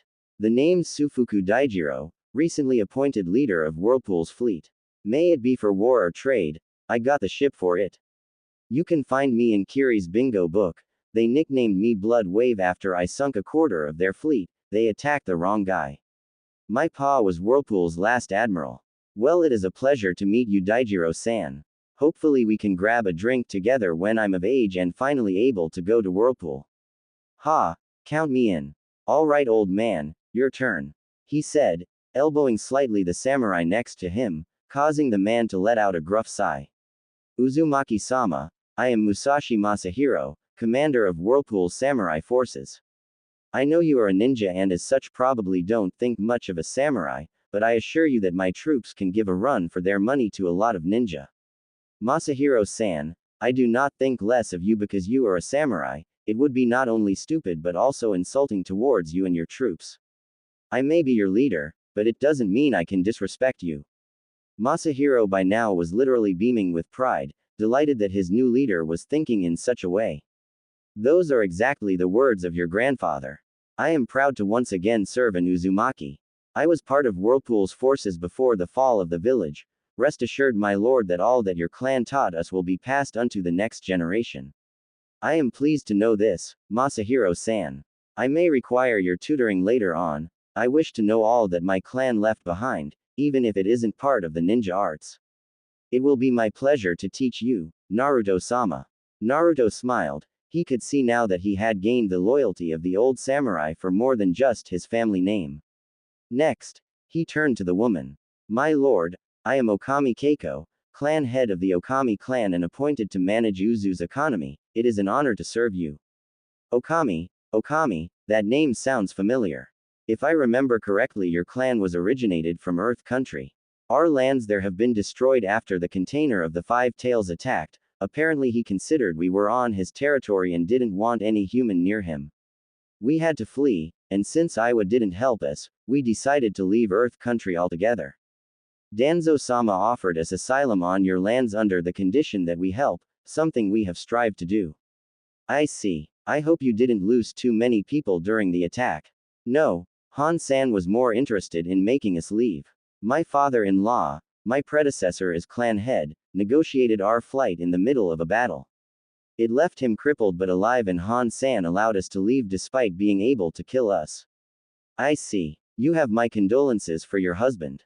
Kiko's eyebrows shot up, in surprise. Your condolences? Azumo-kun is just fine. Why do you think he is dead? Well, you said your father-in-law was the last clan head. Oh, I see. We Okami work a bit differently. The clan head is the most competent leader in the clan, it's not a hereditary title. Oh, I see. Well, I am happy to hear this. I am a bit curious about your clan. Hopefully I will be able to learn more when I visit Whirlpool. Keiko nodded, a smile on her face. Lastly, the ninja straightened up a bit. Well, my lord, I am Suiho Kento, current leader of the Whirlpool ninja forces. We're trying to go back to the old days where Fuinjutsu was our main specialty, but it's a bit hard. A lot of knowledge was lost during Uzushio's fall. So we kinda compensate with the rest. We are for now at 500 shinobi, most of them low chunin level, but we're working on it. We concentrate mostly on defensive techniques and we have a respectable pool of med nin. Good, and don't worry about Fuinjutsu, I'm working on it. I found a few partners to trade ideas with and we're making good progress. How is Whirlpool's academy doing? Well, quite good. We got quite a few students eager to be part of the corp, but since the population of the island isn't back to what it was, we'll need more time to be fully functioning. It's not a problem, we have time. Are you making common exercises to work with the samurai? Yup, sir. Once a week. Good. How long will you stay? I'd like a little sparring match if it's okay with you. Ha, we can do that just after the meeting if you want, sir. Sounds good. I hope you're happy. Not many get the occasion to kick their boss's ass. Kento laughed at the joke, clearly happy to have a cool boss. I'm gonna like working with you, boss. You're a cool guy. Well, thanks. Now, let's get down to business. It may take some time, but I want to know exactly how my people are doing. The meeting lasted most of the day, a lot was discussed, and Naruto further impressed his advisors. When they left the village after the sparring match with Kento, they were all happy with their new leader, and Daijiro was loudly boasting that he had the best boss around. Danzo, who had stayed with him all along, was impressed. You did exceptionally well. I prepared. Besides, a leader is there to serve the people, not the other way around, so I gotta get into the mindset. Danzo nodded, pleased with his charge. How is Kitsune doing? Not much left, most of the merging is done. Well, if you'll excuse me, gotta go grab some shut-eye, it was a tiring day. Danzo nodded, letting the youth return to his home. 3 long months since graduation, 3 months of D ranks and Sakura being trained into the ground to catch up. It had taken a month just to convince her to stop dieting, but, after that, she had made fairly good progress. She had begun as a weak genin and already was at high genin level with a fairly good level in genjutsu and was studying medical ninjutsu, something that would be a boon in future missions. She was already competent enough to close open wounds and was beginning to study how to repair organs. But while training progressed well, they had grown tired of the D ranks, especially those where they had to chase that damned cat. Since they all shared this feeling, they agreed to ask for AC rank at their next stop at the mission office. And it was just this morning. Sensei, could we have a word before going in? Asked Naruto. Kakashi, pulling his nose out of his orange book, looked at him curiously, gesturing for him to continue. We are tired of the D ranks, Sensei. Said Sakura. We think AC rank would be beneficial. D ranks are no challenges. AC rank might show us how much we've progressed. Kakashi thought about it for a moment, then nodded before proceeding into the office. Hello, I would like to acquire AC rank for my team. Said Kakashi to the Chunin, handing the missions. The man looked through the list he had. Ah, we have something for you. It's a simple escort mission. You will accompany a bridge builder back to his country and protect him while he finishes his work. Hokage-sama mentioned that your team specifically would be best suited. The Chunin sent a look to Kakashi that clearly said, there's something fishy. Be on your guard. Kakashi nodded and took the mission. The man gave them the address of the hotel where Tazuna resided and the team went there. They quickly reached their destination, a low-cost hotel situated in one of the most rundown parts of the town. Damn, the guy must have put all his money in the mission. Even my apartment is better than that. This caused both Sasuke and Sakura to look at him questioningly, but he ignored them. Kakashi got the number of the room at the reception and led them to it. Once they reached the door, he knocked. Who's there? I am Hitaki Kakashi, Jonin of Konoha. I am here for the mission. Tease open. Kakashi opened the door and stepped inside to see a room that actually managed to look worse than the rest of the hotel. Sprawled on the bed was a man in his late 50s to mid-60s, with seriously graying hair. He looked absolutely pathetic and the stench of alcohol was sickening. He looked at them with slightly glazed eyes, and disbelief soon made its way to his face. Z's a joke. A bunch of kids. He slurred. Tell me it's a joke. No way these kids are ninja. Don't worry, my team may be young, but they are competent. Now, may we know your name? I'm Tazuna, the super bridge builder. Very well, when do you want to leave? When you ready. Uhu. I think we will wait after lunch to depart, if you don't see any objection. My team need to pack and you need to rest. I'm good, got all the rest I needed. Naruto, having enough of this, let out a burst of killing intent, causing Sakura to jump in fear and surprise and Tazuna to sober up at very high speed. You back, old man.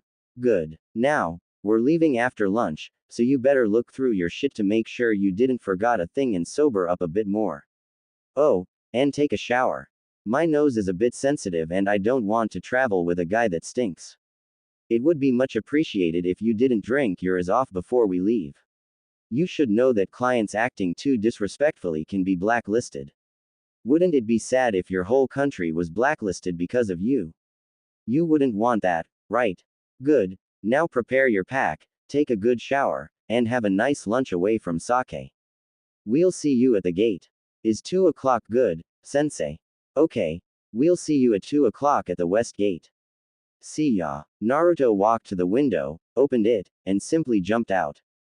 Sasuke grunted and followed the same way, finding the blonde's escape way to be an excellent one since it allowed him to escape the stench.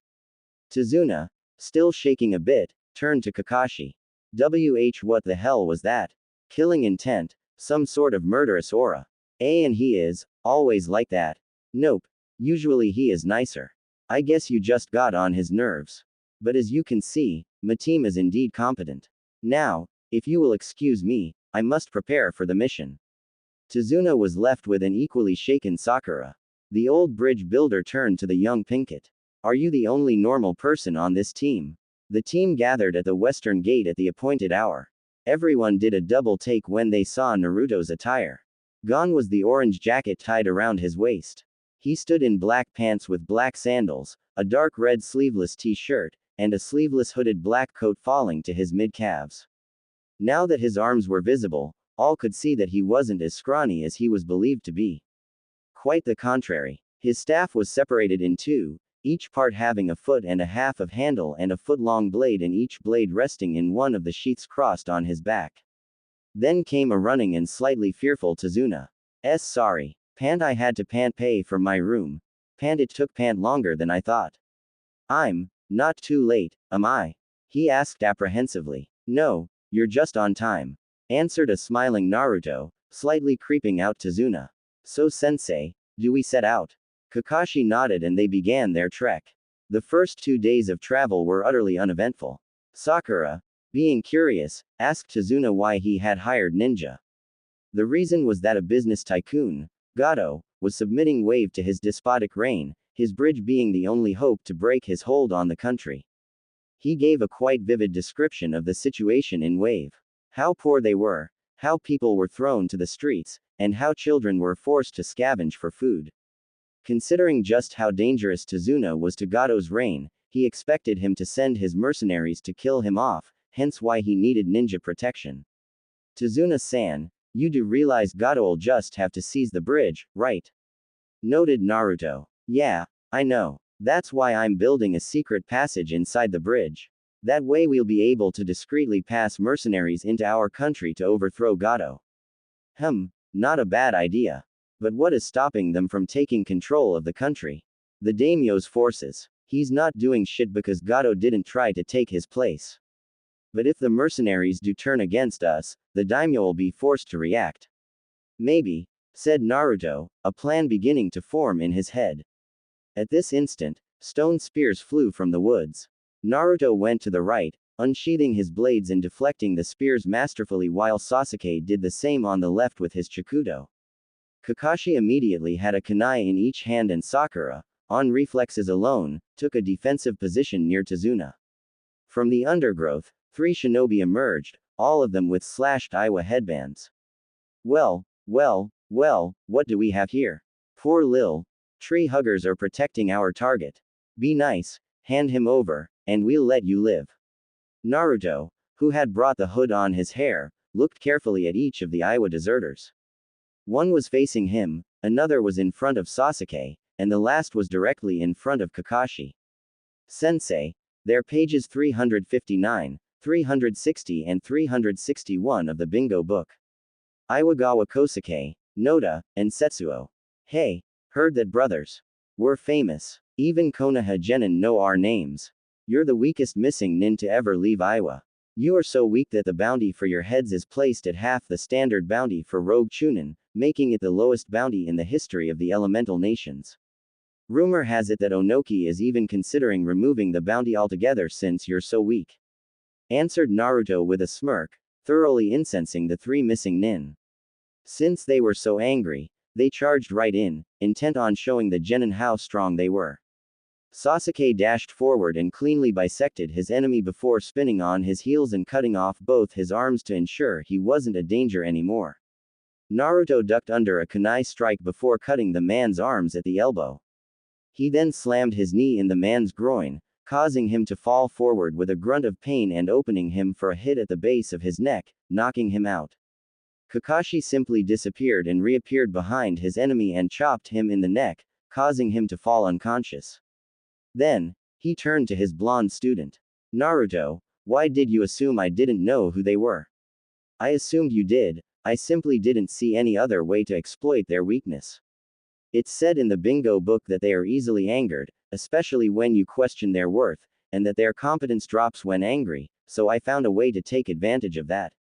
Good thinking, praised Kakashi with an eye smile. And Sasuke, good job. You handled him very well.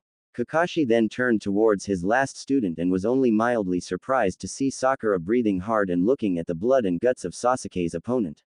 She was shivering, small whimpers escaped her. Naruto, Sasuke, try and interrogate the two survivors. I have to talk to Sakura. With that, he gently pushed the Pinkett towards the wood to have a talk with her. Naruto took his prisoner, bandaged his arms just enough to stop the bleeding, and looked over his shoulder. To his surprise, the old man didn't seem all that fazed by the sight of blood. Ill at ease, yes, but not in shock.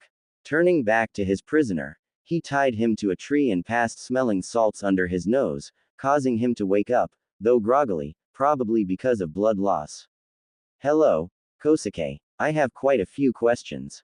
Screw you. No thanks, I'm not swinging that way. Naruto took a scroll from inside his coat and unrolled it where Kosuke could see it. From it, he unsealed an array of pointy things. Just looking at the assortment of things, Kosuke felt phantom pain begin to appear throughout his body, but he stood strong. Naruto then took a small piece of paper, showed him the seal on it, and placed it on his forehead before activating it. Kosuke felt a strange tingle go through him, and he was surprised to feel his clothes against his skin with such intensity. Everything seemed more intense. Now, as you may have noticed, your sense of touch has been heightened. Nearly 100-fold. Naruto then took a spoon. Kosuke hadn't seen it because he was concentrated on all the menacing tools. Naruto showed him the spoon clearly, both sides, before bringing it down on his shoulder, almost like a playful hit. But you wouldn't have guessed, given the scream of pure anguish and pain that escaped Kosuke's lips. What the hell? Naruto didn't answer. He instead took a strange apparatus with vicious-looking hooks and held it in front of Kosuke's eyes. The handle seemed a bit large, and there was a button on the shaft that had the hooks. Naruto pressed the button and small arcs of lightning began coursing on the hooks. The feet are one of the body parts with the most neural terminuses, did you know that? There's also the tongue. But since you obviously can't write anymore, you'll need to talk. Oh, and did you know that there's a point in pain where you suffer so much that you can't even fall unconscious? That did it for Kosuke. If a single spoon could cause that much pain, he didn't want to know what that thing would feel like, especially not if he knew he couldn't escape it. He blurted out everything, how Gato had hired them to kill Tazuna, the exact emplacement of Gato's fortress, his ties with the daimyo, the number of his goons, even the emplacement of the pirate bases working for him. And Naruto, of course, took note of everything on a little notepad. When Kakashi came back with a slightly better Sakura, he saw a whimpering mess near Naruto and Sasuke trying and quite failing at extracting information from Setsuo. It seemed Sasuke's torture methods weren't his bright point. Alright Sasuke, enough, I'll handle him. The Uchiha backed off grumbling and the slightly sweating Iwagawa smirked. Kakashi then turned to Naruto and sighed. Naruto, I asked you to interrogate him, not break him. But I interrogated him, he sang like a bird. Here are my notes. Kakashi looked at the notebook and his eye widened. Naruto, how did you do that? A tag, a spoon, and some intimidation. Naruto, never speak of this around anyone with contacts in T&I. Why? Because if you do, Ibiki will pester me until I give you to him. Meh, fair enough. So, we go on. These guys were weak as hell and their boss isn't particularly stronger. Kakashi thought about it for a moment before nodding. Alright, behead them. I'll seal their heads, their bounty will add to the mission pay. Kosuke almost welcomed death, but not Setsuo. Far from that, you fucking tree huggers. You'll all die. You can't stand against Gato's army. You'll all die, and I'll piss on you from up there. Sasuke, having had enough, beheaded the man in one swift slash of his Chikudo. Kakashi quickly sealed the heads and they resumed their trek. Along the way, Sasuke kept sending dirty looks to Naruto, pissed that the Dobi, the dead last, was once again besting him. It was infuriating. He was supposed to get stronger to avenge his clan, yet that guy, who didn't seem to have an ounce of hatred in him, was getting stronger than he was. It wasn't fair. With a growl, he returned his gaze to the road in front of him. The team was walking down one of the many foggy paths of Wave Country. They had recently landed after taking a small boat to cross the sea. It had taken nearly an hour at full speed to go to Wave. And, on the end of the journey, they had to cut the engines and road, all for the sake of being discreet. While they walked, they didn't notice the pair of eyes looking at them hatefully, nor did they notice their owner gathering his chakra. Suddenly, a spear of stone shot from under Tazuna, impaling him completely. What? Screamed Kakashi. 3 kunai shot from the trees, slamming into each of the genins' heads, while a hand coated in a blade of rock shot through Kakashi's torso. Ha! So much for the almighty Hatake Kakashi! Screamed Kuromoto Batu, rogue Jonin from Iwa. I knew you leaf scum were just weaklings. Kakashi, blood pouring from his mouth and soaking his mask, turned his head to face him, and I smiled. Puff! What? Kakashi appeared behind him, swinging his hand coated in lightning in an arc and cleanly beheading him. Kakashi then took a handkerchief from the deceased Jonin's pouch and used it to clean his hand. It's okay, guys. He's dead. The genin and Tazuna joined Kakashi near the new corpse, Sakura looking away while Kakashi collected the head and Naruto drew a cross on a portrait in a black book.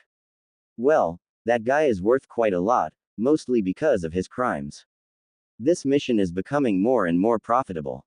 Do you only think about money, Naruto? No, I also think of 2 beautiful and say why foxy twins I wish existed outside of my imagination.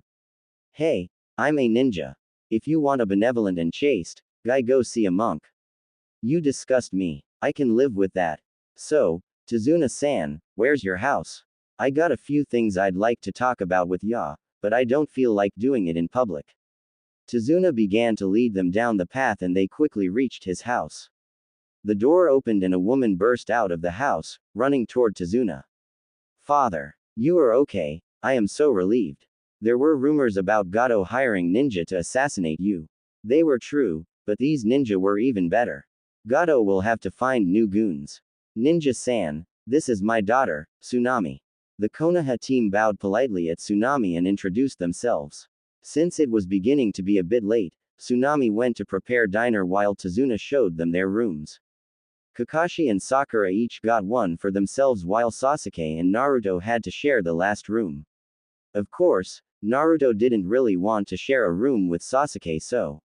Say Sakura, how about we trade rooms? What? In my privacy? That would be the perfect occasion to entice Sasuke with your body and show him you're better than Ino. Deal. Sasuke sent a death glare to Naruto, Kakashi looked bemused at the scene, and Naruto calmly went to settle down in his new room, laughing to himself about how easy to play Sakura was.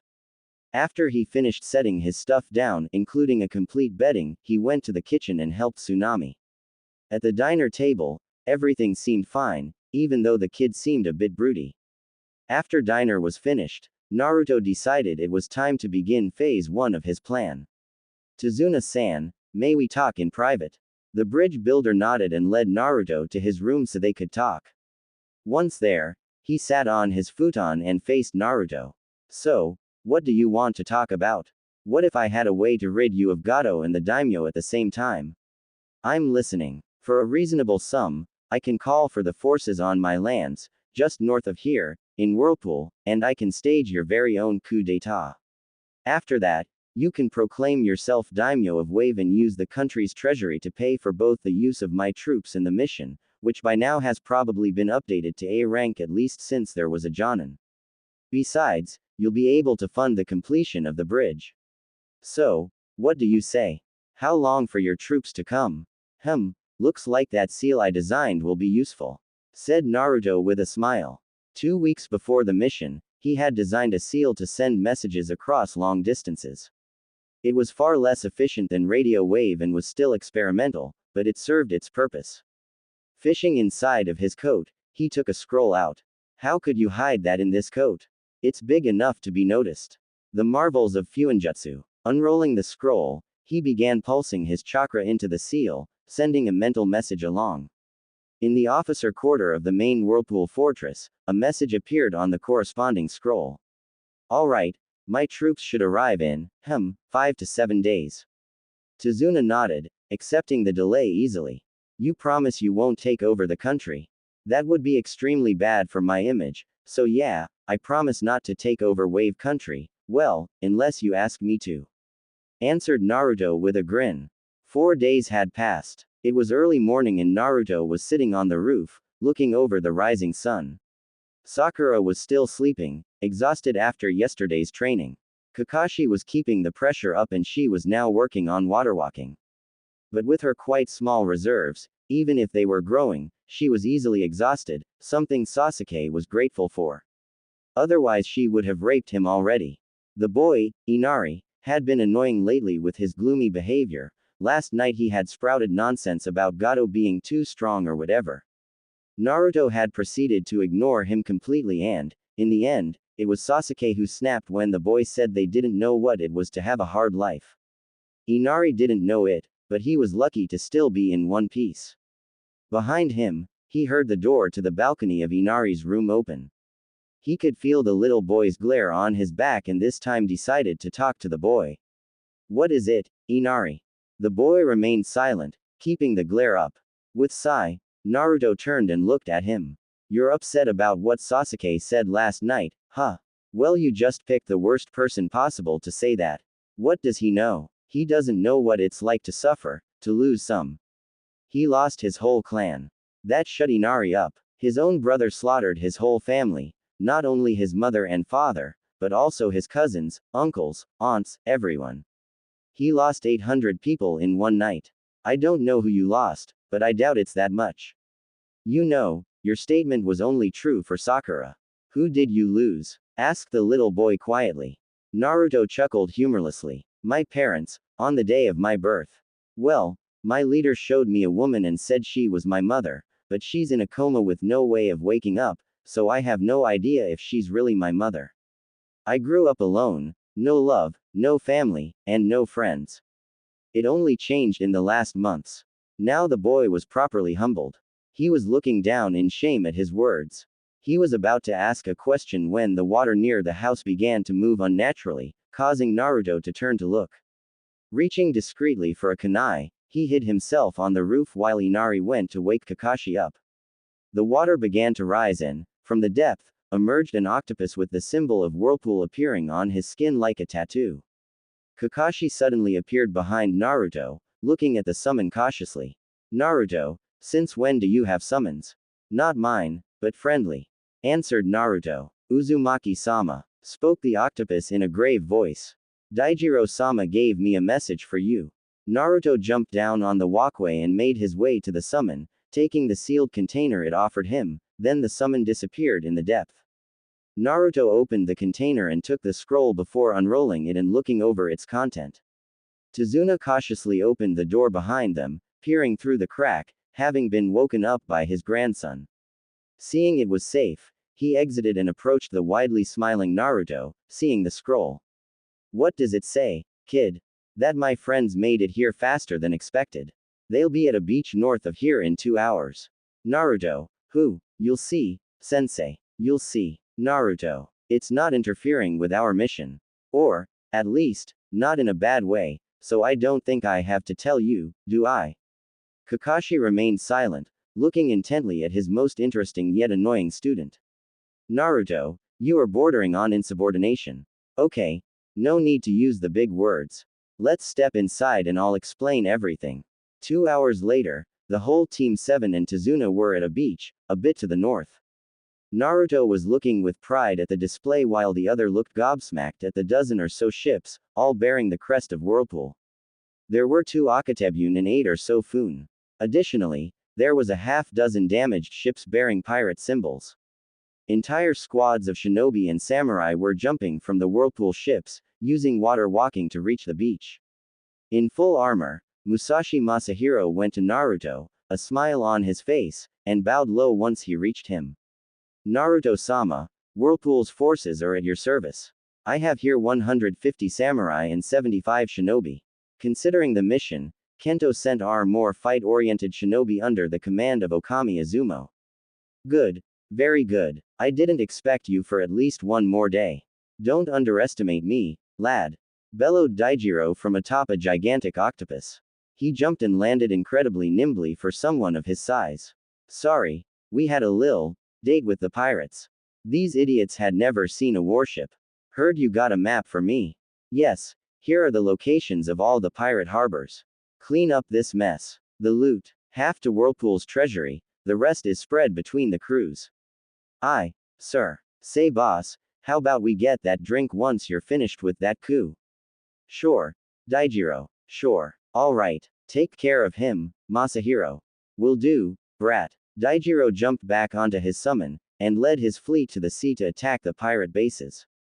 The soldiers of Whirlpool gathered by type and unit, the shinobi organizing themselves by squads of 5 while the samurai gathered by squads of 10. From the shinobi side, a man approached. He was in his 40s, had black spiky hair, black eyes and a goatee. He wore the Konoha standard uniform under a long gray haori falling to his mid-calves with the crest of Whirlpool on each of his shoulders, metal guards on his forearms, and his headband on his forehead. Uzumaki-sama, I am Okami Izumo. Ah, Keiko-san's husband. A pleasure to meet you. Likewise, my lord. May we know where our targets are? Yes, of course. Tazuna-san, do you have the map I requested? Yeah, here it is. Naruto began to unroll the map and mark the different objectives along with the enemy presence. Naruto, I do not mean to disrespect your troops, but do you really think 150 samurai will be able to fight Gato's troops? That sounds like a suicide mission to me. Watch what you say, brat. Bellowed an incensed Masahiro. My boys can beat a Chunin anytime. Kakashi raised an eyebrow at what he thought to be a boast. Well, sensei, maybe we should accompany the assault on Gato's main base. That way, you'll be reassured. Kakashi nodded his agreement and Naruto sent a smile to Masahiro. The generals of Whirlpool then began barking orders, attributing squads to each destination.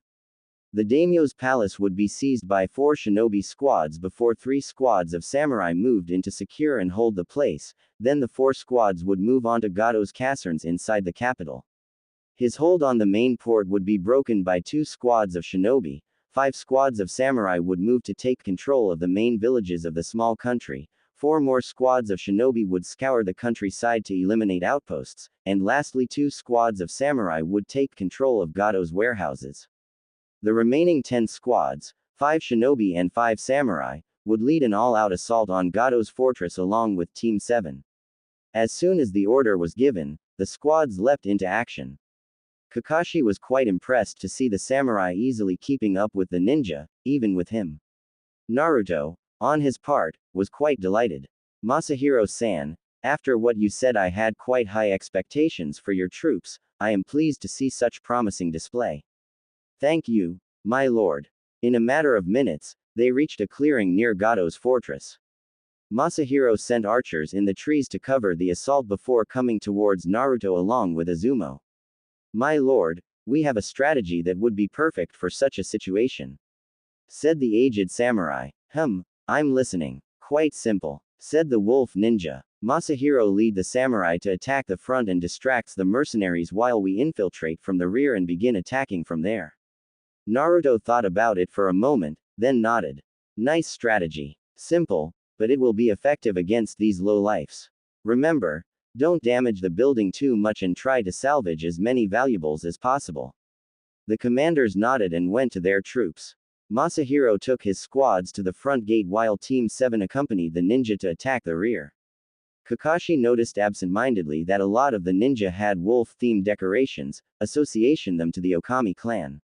They reached a vantage point, hidden among the foliage, giving them a clear view of the front door. They saw the sentinels at the door screaming something, then the door exploded inward in a shower of splinters, with Masahiro and his 40 samurai charging in and taking position in the courtyard, spreading into an arc in front of the gate. Gato's mercenaries began to attack them and were mercilessly and effortlessly cut down. Those that used bows were taken out by arrows coming from the trees. Izumo signaled for the attack to begin and all the ninja flew from the trees, landing silently on the tiles of the fortified mansion. Kakashi took a few more moments to look at the samurai, and was completely stunned to see that they hadn't budged and that a small pile of corpses was beginning to form in front of the line of armored fighters. Azumo signaled for everyone to prepare. Sakura had requested to sit this one out and Kakashi had agreed to it. Looking at his other students, Kakashi saw Sasuke readying his Chikudo and Naruto unsheathing his twin blades before putting them together to form the bladed staff. Kakashi saw the Whirlpool ninja readying their weapons and noticed that they all had weapons of some kind. The flow of mercenaries had stopped. Seeing that they didn't risk to be flanked anymore, the ninja jumped into action. They landed silently and gracefully behind the wall of mercenaries and began to brutally attack them. Naruto jumped into the fray, decapitating 2 thugs in one slash of his blade. Still in the air, he spun on himself, bringing down his blade across the back of a bandit as he landed and completed his spin. Screams of panic began to fill the ranks as the ninja slaughtered the mercenaries silently. Spinning on his heels, Naruto cut 3 thugs in half at their midriff before blocking an axe destined to his head. Spinning his staff, he pushed the weapon up and slashed the man open with the second blade. Jumping back, he landed on the chest of another man whose head he removed as he fell before jumping lightly to keep him at head height and slashing wildly around him, slashing open 4 necks and 6 throats. 10 seconds, 18 dead. Jumping above a spear, he landed on the hilt and immediately began running along it, spinning his staff wildly as he went, killing 5 more bandits before reaching the owner of the spear and beheading him in one fluid move. 24. He dashed to the right, ducking under a strike from a nunchaku before driving his blade in the skull of the owner. As he removed it, he used the momentum to open another goon from hip to shoulder with a spin of his staff. He then jumped over a sword strike and took the wielder's head. An idiot trying to look cool by using a war scythe tried to kill him. Naruto simply stepped back before swinging his staff and cutting the shaft. He then kicked the blade into the man's face while blocking a dagger from his left. Using the momentum of his right foot, he jumped up and slammed it into his opponent's windpipe, crushing it. Accompanying the falling corpse, he spun his staff around, slashing open 3 more throats. 32. The ranks of the opposition were thinned, no one remained near him and the last enemies were taken down. Masahiro came to him, a smile on his face. How many, my lord? 32. A victorious smile made its way to the general's face as he extended his hand toward one of his captains, palm upward. The captain, grumbling something about killing machines, placed a pile of Ryo in Masahiro's hand to Naruto's amusement. You made a bet on my kill count. Yes, sir. I knew you would at least kill 30 of them, so I bet on it. Naruto nodded. Alright, let's go get that Gato fellow. If I may. Sir. Said Azumo. It would be safer to let my clansmen search the complex and warn you once the target is located. Naruto thought about it, then nodded his consent. The shinobi began to spread throughout the complex, searching for traps and enemies. The rare resistance pockets were taken out quickly and quietly and Gato's office located. Naruto went to the office with Kakashi, Azumo, Masahiro and Sasuke. Kakashi approached the door and opened it suddenly, diving inside with a roll, a kunai in each hand ready to take out any threat. He was only greeted by a scream of fear from Gato. Who are you? Wait, you're a ninja. Get me out of here and I'll pay you a fortune. I'm afraid that's not possible. Interjected Naruto as he stepped inside. You've been trying to kill our client, so I doubt Sensei here would let you get away with it. Besides, my forces have been kind of hired to take you out. Gato looked at the blonde teen with horror written across his face. And no, I'll pay you. I'll pay you 5 times what they pay. 10 times. Not interested. There's more at stake than just money, there's also my reputation. The fire daimyo sure wouldn't appreciate if his most recent noble turned out to be easily corruptible, Without waiting for an answer, he slammed the flat of a blade against Gato's temple, knocking him out. Good. Now that it's done, Azumo-san, could you please go fetch me Tazuna? Thank you. Now, where's the overly decorated throne room? Throne room? Why yes. This guy is short, meaning he has to compensate by showing off his money, so he must have some kind of overly decorated and cliché throne room. Naruto-sama, intervened a slightly uneasy Masahiro. There is no throne room. Oh, poop. Well, I guess I'll have to do with it. Let's go to the courtyard, the reports should be coming in soon. And indeed, reports came from all the squads. The operation was a complete and utter success. The daimyo had been killed, and all of those that were competent enough to replace him had resisted during the assault. Gado's casernes had been cleared, both in the capital and in the countryside. All mercenary outposts had been seized, looted, and burned to the ground. The main port was under control, along with the main population centers of the small nation. The warehouses had been seized and all illegal goods destroyed. The shinobi and samurai had already begun a wide swipe of the country to eliminate the remnants of Gado's forces. Leaders from the main towns and villages were being gathered at the daimyo's palace to discuss the current events. Tazuna arrived with Izumo via Shunshin, and, when this all was announced to him, he looked positively lost. Sasuke was seeing Naruto in a new light. He had always considered him a loser. And even after he had realized that Naruto was Kitsune, he hadn't thought much of him. He may have been a good fighter, but he didn't have enough power to really make a difference. Or so he thought. Now that it was revealed that Naruto was not only a noble, but had a complete professional army at his disposal, he suddenly jumped up there, to the top of the threat ladder. He was a competitor, and a serious one, something that Sasuke didn't like one bit. Kakashi was looking at it all a little bit bemused. He honestly didn't expect that from one of his students. Usually, the forces trained in the clan fiefs didn't leave these lands unless a war occurred, may it be against another clan or another country. Most of them were militias of genin with a small cadre of chunin and jonin at their head, but Naruto had shown here that he had a fully trained samurai force more than willing to obey his every orders, a fleet of warships probably able to go toe-to-toe with Kiri, and at least one clan of shinobi ready to obey him. And he was ready and willing to call onto them. If that wasn't enough, his forces were visibly well trained, with samurai capable of keeping up with shinobi and a ninja force that seemed to count a good number of high chunin in their ranks. It was impressive, and it would definitely be mentioned in the report. The group shunshined to the daimyo's palace, and Kakashi was honestly surprised to see the samurai general using the shunshin so casually, but he didn't show it. They stepped into the throne room and saw that the representatives of all the biggest villages and towns were there. Naruto stepped forward. Good morning everyone. I am Uzumaki Naruto, Lord of Whirlpool. Tazuna-san hired my forces to remove Gado and the former daimyo with him since they were working together. Well, it's done. As of today, 11 o'clock, 30 minutes ago, Gado has been arrested. Masahiro-san, did you bring him along?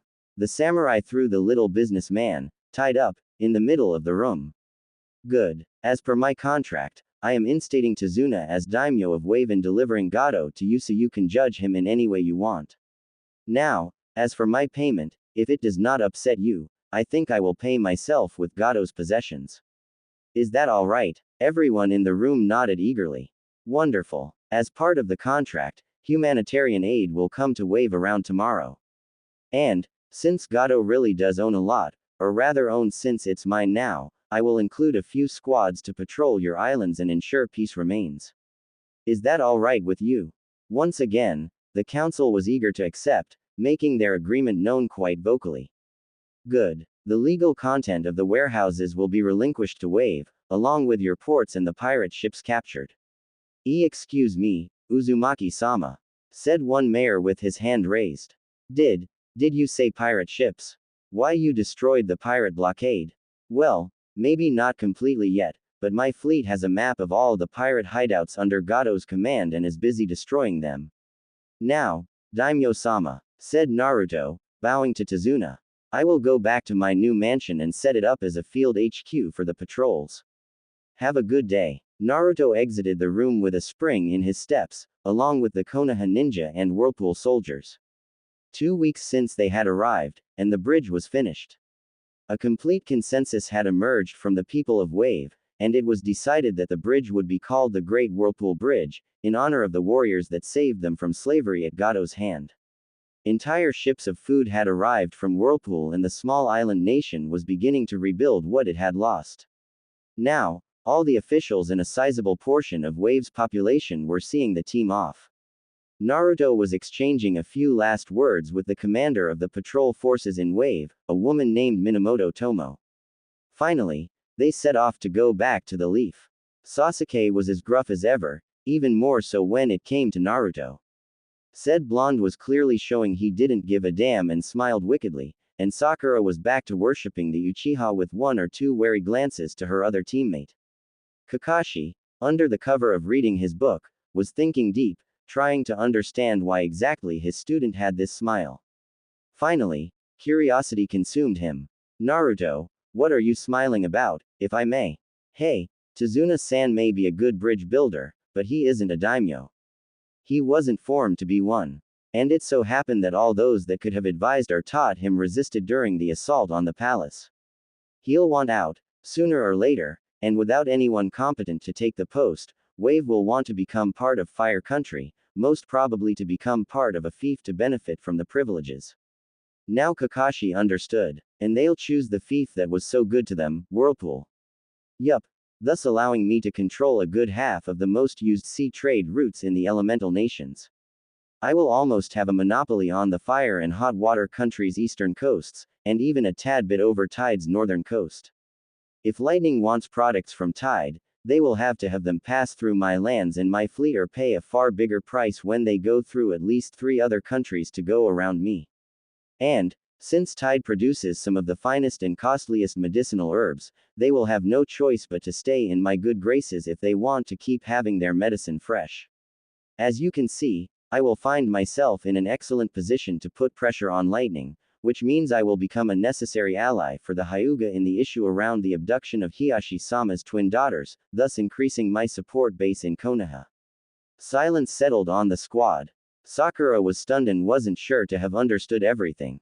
Sasuke was struggling to understand the geopolitical implications, a subject he hadn't really studied. Kakashi understood everything, and now perfectly realized that his blonde student was a political monster in the making, if only because of the power he would hold. Maybe I should negotiate with the Tide Daimyo to establish Whirlpool commercial outposts on his coast. That would extend the monopoly. I'll need to see how I could sway him in my favor. Mused Naruto out loud, further convincing his teammates that the blonde was in fact a dangerous and manipulative individual. From then on, the trip continued without a hitch. Kakashi returned to his reading, Sakura to her worshipping, Sasuke to his brooding, and Naruto to his dreams of world domination.